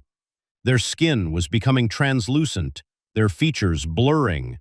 They looked less and less human with each passing second. "You're not really people, are you?" Sarah whispered. Horror dawning on her face. The old man's smile widened. "Impossibly, we were once. But Silver Creek changed us, improved us. And now, it's your turn." He raised his cane and the crowd surged forward. I felt cold hands grabbing at me, pulling me down. Sarah's scream was cut short as she was engulfed by the mass of not quite human bodies. I fought, clawing and kicking, but there were too many. As I felt my consciousness slipping away, I saw the old man standing over me, his form shimmering and changing. "Welcome home," he said. And then, everything went black. I don't know how long I was out. When I came to, I was lying in a bed in what looked like a quaint country inn. Sarah was next to me, still unconscious. For a moment, then I caught sight of my reflection in the mirror across the room. My eyes, they were different, glassy, unfocused, like those of a taxidermy animal. I tried to scream, but my mouth wouldn't cooperate. Instead, it curved into a wide, unnatural smile. Through the window, I could see the sun rising over Silver Creek. It looked like a perfect small town, now straight out of a Norman Rockwell painting. And I knew with a certainty that chilled me to my core that Sarah and I would be greeting the next lost travelers who stumbled into our little slice of Americana. Welcome to Silver Creek, where everyone smiles and no one ever leaves. The instant I saw my motorcycle disappear around the corner, I knew I'd made a catastrophic mistake. The sick feeling in my stomach wasn't just about losing my prized possession. It was the chilling realization that I had invited a predator into my life, and now he knew exactly where I lived. It had started innocently enough. I'd decided to sell my beloved Harley-Davidson, a decision born more out of financial necessity than desire. The bike had been my companion through countless road trips and late-night rides, but mounting bills and a recent layoff meant sacrifices had to be made. I posted an ad online, complete with photos and a detailed description.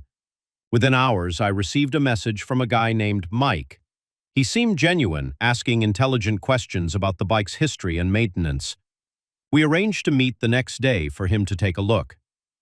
When Mike arrived, he looked the part of a seasoned rider, leather jacket, well-worn boots, and a knowledgeable glint in his eye as he circled the bike. We chatted easily about motorcycles in the open road for a moment. I even felt a pang of regret about selling. "Mind if I take her for a spin?" Mike asked, his hand resting on the handlebar. "Just around the block to get a feel for her." I hesitated. It wasn't an unusual request when buying a bike, but something in my gut twinged. I pushed the feeling aside, chalking it up to Setta's nerves. "Sure," I said, handing over the keys. "Just be careful with her." Mike's face split into a wide grin as he swung his leg over the seat.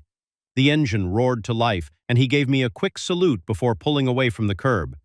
I stood there watching as he rounded the corner at the end of my street. The sound of the engine faded, and I waited for it to grow loud again as he completed the block. But the sound never came back. Minutes ticked by, each one stretching longer than the last. The sick feeling in my stomach grew. I pulled out my phone, ready to call the police when I saw a notification, a new message from Mike. "Thanks for the bike, sucker. Better lock your doors tonight." My blood ran cold. This wasn't just a theft, it was a threat. I rushed inside, my hands shaking as I locked every door and window. My mind raced. How could I have been so stupid? I'd invited this man to my home, shown him where I lived, and now he had my bike and it seemed plans to come back for more. The police were sympathetic, but not particularly helpful. They took my statement, but without the bike's GPS tracker, which I had stupidly disconnected when I decided to sell. They didn't have much to go on. They promised to keep an eye out and suggested I stay with a friend for a few days. But I couldn't bring myself to leave. This was my home, and damned if I was going to let some thief scare me out of it. As night fell, every sound became magnified. The creak of the house settling sounded like footsteps. The rustle of leaves outside my window became whispered threats. Sleep was impossible. Around 2 a.m. I heard it, the low rumble of a motorcycle engine growing louder as it approached. My heart pounded as I peered through the blinds. There, at the end of my driveway, was my Harley, and astride it, his face obscured by a helmet, was a figure I assumed was Mike. He sat there for what felt like hours, the bike idling. Was he taunting me, planning his next move? I debated calling the police again, but feared what might happen in the time it took them to arrive. Finally, the figure revved the engine and sped off into the night. I released a breath I hadn't realized I'd been holding. But my relief was short-lived. This, I knew, was far from over. The next day, I was a wreck. Exhaustion and fear had left me jumpy and irritable. I called in sick to my new job, unable to focus on anything but the threat hanging over me. As I made yet another pot of coffee, my phone buzzed, another message from Mike. "Miss me? Don't worry. I'll be back. Maybe tonight, maybe not. Sweet dreams. That was it. I couldn't live like this, jumping at shadows and waiting for the other shoe to drop. I needed to take action. I spent the day preparing. I dug out the old baseball bat from my college days and kept it close. I set up makeshift alarms on all the doors and windows, empty cans balanced precariously ready to clatter to the ground at the slightest disturbance. It wasn't much, but it made me feel like I was doing something. As darkness fell, I positioned myself in the living room, lights off, bat in hand. The hours crept by, each car passing on the street making my heart race. Just as my vigilance began to wane, I heard it, the sound of my bike approaching slowly. This time, there was no idle threat from the driveway. The engine cut off, and I heard footsteps on my front porch. The doorknob rattled once, twice, then silence. I gripped the bat tighter, my palms slick with sweat. For a long moment, nothing happened. Had he given up? The answer came in the form of shattering glass. He was coming through the window. I didn't think I acted as a dark figure climbed through the broken window. I swung the bat with all my might. There was a satisfying thunk and a cry of pain. The intruder stumbled, and I swung again, catching him in the ribs. He went down, hard. Cursing and gasping for breath, I fumbled for the lights. Bat still raised. Scarred, he glared up at me with a mixture of pain and rage. "Who the hell are you?" I demanded. My voice shaking despite my best efforts. He spat blood onto my carpet. "Doesn't matter, your buddy Mike owed me, said I could have the bike to settle his debt. Figured I'd see what else you had worth taking." My mind reeled. Mike. The supposed buyer had set me up. He'd used me to pay off his debts, knowing full well what kind of person he was sending my way. The sound of sirens cut through the night. A neighbor, roused by the commotion, had called the police. As the patrol car pulled up outside, a wave of relief wazed over me. It was over. The aftermath was a blur of police statements and insurance claims. The man who broke in, it turned out, had a long record of similar crimes. He was headed back to prison for a long time. My bike was recovered a few days later, abandoned in a parking lot across town. But as I stood looking at it, I felt none of the joy or excitement it had once brought me. All I could think about was the fear, the violation I'd experienced. I sold it for real this time, to a dealer. The money went towards a security system for my house. Cameras, motion sensors, the works. Some might call it paranoia, but to me, it was a small price to pay for peace of mind. Weeks passed, and slowly life began to return to normal. But something had changed in me. I found myself more cautious, more suspicious of strangers. The trust I once had in people had been shaken to its core. One day, as I was leaving work, I saw a man leaning against a motorcycle in the parking lot. For a moment, my heart raced, old fears resurging. But as I got closer, I realized it was just a coworker admiring his new bike. "Hey," he called out, "want to go for a ride?" I hesitated. The old me would have jumped at the chance, but now? "Maybe another time," I said, forcing a smile as I hurried to my car. As I drove home, I couldn't shake the feeling of loss, not just of my bike, but of the person I used to be. The person who saw the best in people, who embraced adventure without fear. That night I sat on my porch looking out at the quiet street. A motorcycle roared by, the sound once so thrilling now sending a shiver down my spine. I wondered if I would ever feel that thrill again, or if the fear would always be there, lurking just beneath the surface. But as I watched the bike disappear into the distance, I made a decision. I couldn't let one bad experience define me. I couldn't let fear win. The next day, I asked my coworker about his bike, and when he offered again to take me for a ride, I took a deep breath and said yes. As we cruised down the open road, the wind in my face and the engine rumbling beneath me, I felt something I hadn't in a long time: freedom. The fear was still there, a quiet whisper in the back of my mind, but it no longer controlled me. I had faced my worst fears and come out the other side. I was changed, yes, but not broken. And as the miles rolled by, I realized that sometimes the only way past fear is through it. And this time I was ready to answer the moment we heard the first scream echoing through the cave system. I knew our simple hiking trip had just become a fight for survival. What we'd discover in the depths of those caverns would haunt us for the rest of our lives if we made it out alive. It was supposed to be a fun weekend getaway. My friends Jake, Lisa, and Mia and I had been planning this hiking trip for months. We were all experienced outdoors enthusiasts, but none of us had ever explored the infamous Shadow Mare caves. The local legends surrounding the cave system had always intrigued us. Tales of mysterious disappearances and strange noises in the night. We'd laughed them off as campfire stories meant to scare tourists. How wrong we were.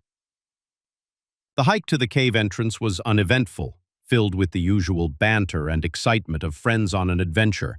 The weather was perfect, warm sunshine filtering through the dense forest canopy as we approached the yawning mouth of the main cavern. A cool breeze carried the musty scent of damp earth and ancient stone. "Well, this is it," Jake said, his voice tinged with a mix of excitement and apprehension. "Shadow Mare Caves. Last chance to back out." Lisa rolled her eyes. "Don't tell me you're buying into those silly ghost stories, Jake." "Of course not," he replied a bit too quickly. "I just saying, it's not too late to hit that brewery in town instead." Mia was already pulling out her headlamp. "No way, we didn't come all this way to chicken out now. Come on, let's go." I nodded in agreement, ignoring the slight twinge of unease in my gut. We'd come prepared with maps, extra batteries, first aid kits, everything we needed for a safe, spelunking adventure. What could possibly go wrong? The first hour in the caves was breathtaking. Massive chambers opened up before us, their walls glittering with mineral deposits that caught the light of our headlamps. We carefully picked our way through narrow passages, marveling at the bizarre rock formations shaped by millennia of flowing water. It was when we reached a fork in the passage that things started to feel off. Our map showed only one path, but here were two identical tunnels stretching into the darkness. "That's weird," I muttered, double-checking the map. "This split isn't marked anywhere, Jake." "Pie down both passages. Maybe the map's outdated. Cave systems can change over time, right?" Lisa nodded. "True. So, which way?"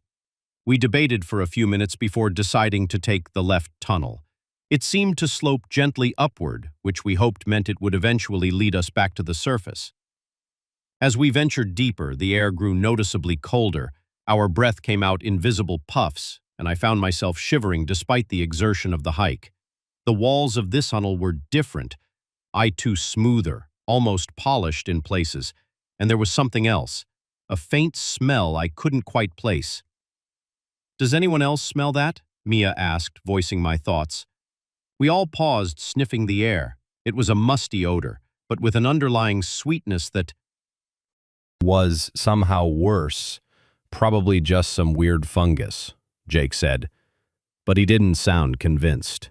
We pressed on, the tunnel gradually widening into a vast chamber. Our headlamps couldn't penetrate the full extent of the darkness. It was, as we were crossing this chamber, that we heard it. A scream. Distant but unmistakable, echoing through the cave. We froze, exchanging wide-eyed looks of disbelief and fear. "What the hell was that?" Lisa whispered. Maybe it was just the wind," Mia suggested, her voice shaking. But we all knew it wasn't the wind. That scream had been human. "We should go back," Jake said, already turning around. "Right now." I was about to agree when we heard it again. Closer. This time, it wasn't a scream of fear or pain. It was a battle cry. Before we could react, figures emerged from the shadows at the edges of the chamber. They moved with an unnatural speed and grace, closing in on us from all sides. In the beam of my headlamp, I caught glimpses of pale, almost translucent skin, and eyes that reflected the light, like a cat's run. I yelled, grabbing Mia's arm and pulling her towards the tunnel we'd come from. We sprinted back the way we came, the sound of pursuit close behind us. The smooth walls of the tunnel now seemed malevolent, as if the very cave was against us. We skidded around a corner and found ourselves face to face with a dead end that hadn't been there before. "This is impossible," Lisa gasped. "We came this way." But there was no time to puzzle it out. Our pursuers were getting closer. We pressed ourselves against the wall, desperately searching for any kind of escape route. That's when I saw it. A narrow crack in the rock face, barely visible in the shadows. "There," I shouted, pointing. "We can squeeze through one by one." We forced ourselves into the crevice. It was a tight fit, the rough stone scraping against our skin as we inched forward. I went last, and just as I pulled my legs in, I felt something grab at my ankle. I kicked out blindly and heard a hiss of pain. Whatever had hold of me let go, and I scrambled deeper into the crack. We emerged into another chamber, smaller than the last, but with multiple tunnels branching off in different directions. Without discussing it, we picked one at random and ran, our footsteps echoing off the walls. After what felt like hours of frantic flight, we finally stopped to catch our breath. The sounds of pursuit had faded, but the oppressive silence that replaced it was almost worse. What were those things?" Mia panted, her face pale in the glow of our headlamps. Nobody had an answer. We were lost, hunted in a cave system that seemed to defy the laws of nature and logic. Our map was useless, our supplies dwindling, and our chances of finding our way out growing slimmer by the minute. As we huddled together trying to decide our next move, we turned to flee once more.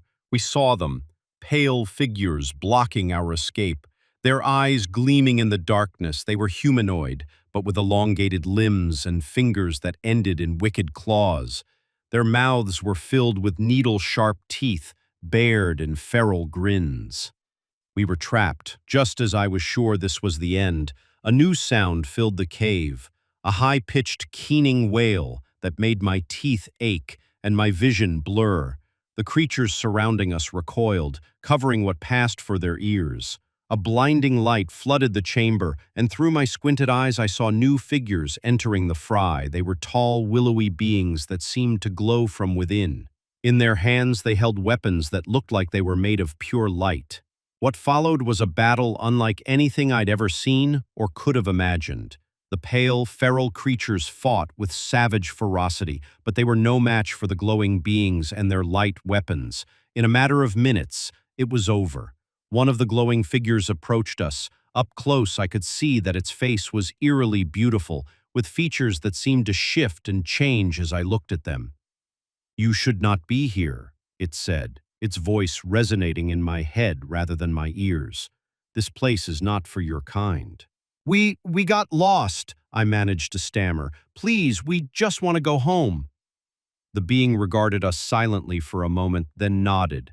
"We will guide you to the surface, but you must never return, and you must never speak of what you've seen here." In a daze, we followed our luminous saviors through the twisting tunnels. The journey passed in a blur, and before I knew it, we were stumbling out into the sunlight, blinking and disoriented. When we turned back, the cave entrance was gone, replaced by a solid rock face, as if it had never existed. We never spoke about what happened in those caves, not even among ourselves. But sometimes, in the dead of night, I still hear those inhuman screams echoing in my dreams, and I wonder about the war raging beneath our feet in a world we were never meant to see. The next time someone suggests a cave exploration, I'll be the first to recommend the brewery instead. Someday, depths I've learned are better left unplumbed. The mysteries of the underground will remain just that, mysteries, and maybe, just maybe, that's for the best. The first flicker of the headlights in our rearview mirror filled me with relief. The second made me uneasy. By the third, as they grew larger and brighter, I knew with chilling certainty that whoever was behind us wasn't here to help. They were hunting us. It had started as a simple family road trip. My wife, Sarah, our 2 kids, Emily, 8, and Max, 6, and I had decided to take the scenic route to my parents' house for Thanksgiving. We'd been driving back to the For hours, the kids getting restless in the back seat when I saw a sign for a shortcut. Willow Creek Road 30 miles shorter to Millbrook, it proclaimed in faded letters Sarah had given me. Me a skeptical look. Are you sure about this, Dan? It's getting dark and we don't know the area. I'd brushed off her concerns. It'll be fine. We'll save an hour, at least. Plus, it'll be an adventure, right, kids? Emily and Max had cheered from the back seat, excited by the prospect of an adventure. If only I'd known what kind of adventure we were really in for.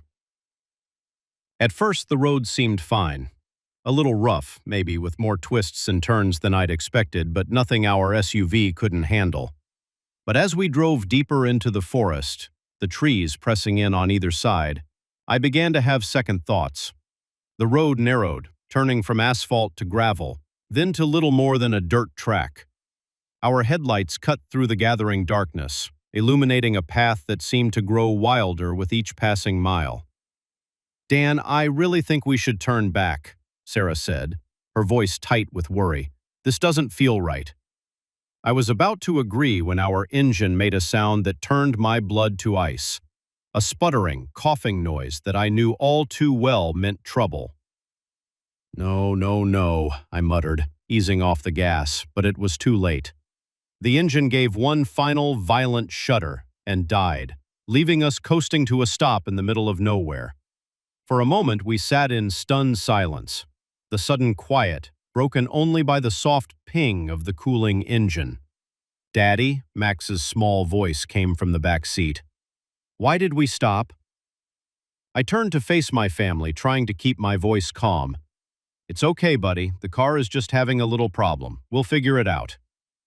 But as I stepped out to check under the hood, I knew we were in serious trouble. I'm no mechanic, but even I could see that this was beyond my abilities to fix. We were stranded. I pulled out my phone, already knowing what I'd see. No signal, of course. Sarah joined me outside, her face pale in the fading light. What are we going to do, Dan? I took a deep breath, trying to think logically. Okay, we have some food and water in the cooler, blankets in the trunk. We'll be fine for the night. In the morning, I'll walk back to the main road, find some help. She nodded, but I could see the fear in her eyes. We both knew that in the morning was a long time away. We did our best to make the kids comfortable, turning the back of the SUV into a makeshift bed, as they drifted off to sleep. Sarah and I sat in the front, talking in low voices about our options. That's when we saw the first flicker of light in the distance. Hope surged through me. Another car, someone who could help us. But as the lights grew closer, that hope turned to unease. The approaching vehicle was moving erratically, speeding up and slowing down, its headlights sweeping across the road as if searching for something, or someone. Dan, Sarah whispered, gripping my arm, something's not right. My mouth suddenly dry. Wake the kids quietly. We need to get out of the car. As Sarah roused Emily and Max, I grabbed the emergency backpack from the trunk, flashlight, first aid kit, some snacks, and a bottle of water. It wasn't much, but it would have to do. We had just made it to the tree line when the other vehicle came into view. It was a battered pickup truck, its engine roaring as it approached our stranded SUV. From our hiding spot, we watched as two men got out. Even in the dim light, I could see they were ruffle-looking characters, the kind you'd cross the street to avoid in the city. "Check the car," one of them barked. "They can't have gone far." My heart was pounding so hard I was sure they'd hear it. Max whimpered softly, and I clamped my hand over his mouth, praying the men wouldn't hear as they searched our car, their angry shouts growing louder with each passing moment. I knew we couldn't stay here. Sooner or later, they'd start searching the woods. "We need to move," I whispered to Sarah, "deeper into the forest now." She nodded, her face a mask of fear and determination. Taking Emily's hand, she began to lead the way into the darkness. I followed with Max, constantly looking over my shoulder. We stumbled through the underbrush, trying to be as quiet as possible. while putting distance between us and the road. The forest was alive with night sounds, the hoot of an owl, the rustle of small animals in the leaf litter. Every noise made us jump, sure that our pursuers were right behind us. After what felt like hours, but was probably only 20 minutes, we stopped in a small clearing. The kids were exhausted, their faces stray with tears. "Mommy, I'm scared," Emily whispered. Sarah pulled her close. "I know, sweetie, but we're going to be okay. Daddy and I won't let anything happen to you." I wished I felt as confident as I tried to sound. The truth was, I was terrified. We were lost in an unfamiliar forest, being hunted by men whose intentions I didn't want to imagine. With 2 young children to protect, it was a nightmare scenario, and I had no idea how to get us out of it. A sudden crack of a branch breaking nearby made us all freeze. I gestured for Sarah to take the kids and hide behind a fallen log while I crouched behind a tree, my heart in my throat. The beam of a flashlight cut through the darkness, swinging back and forth as heavy footsteps approached. I held my breath, praying that the kids would stay quiet. "I know you're out here," a gruff voice called out. "Make it easy on yourselves and come on out. We just want to talk."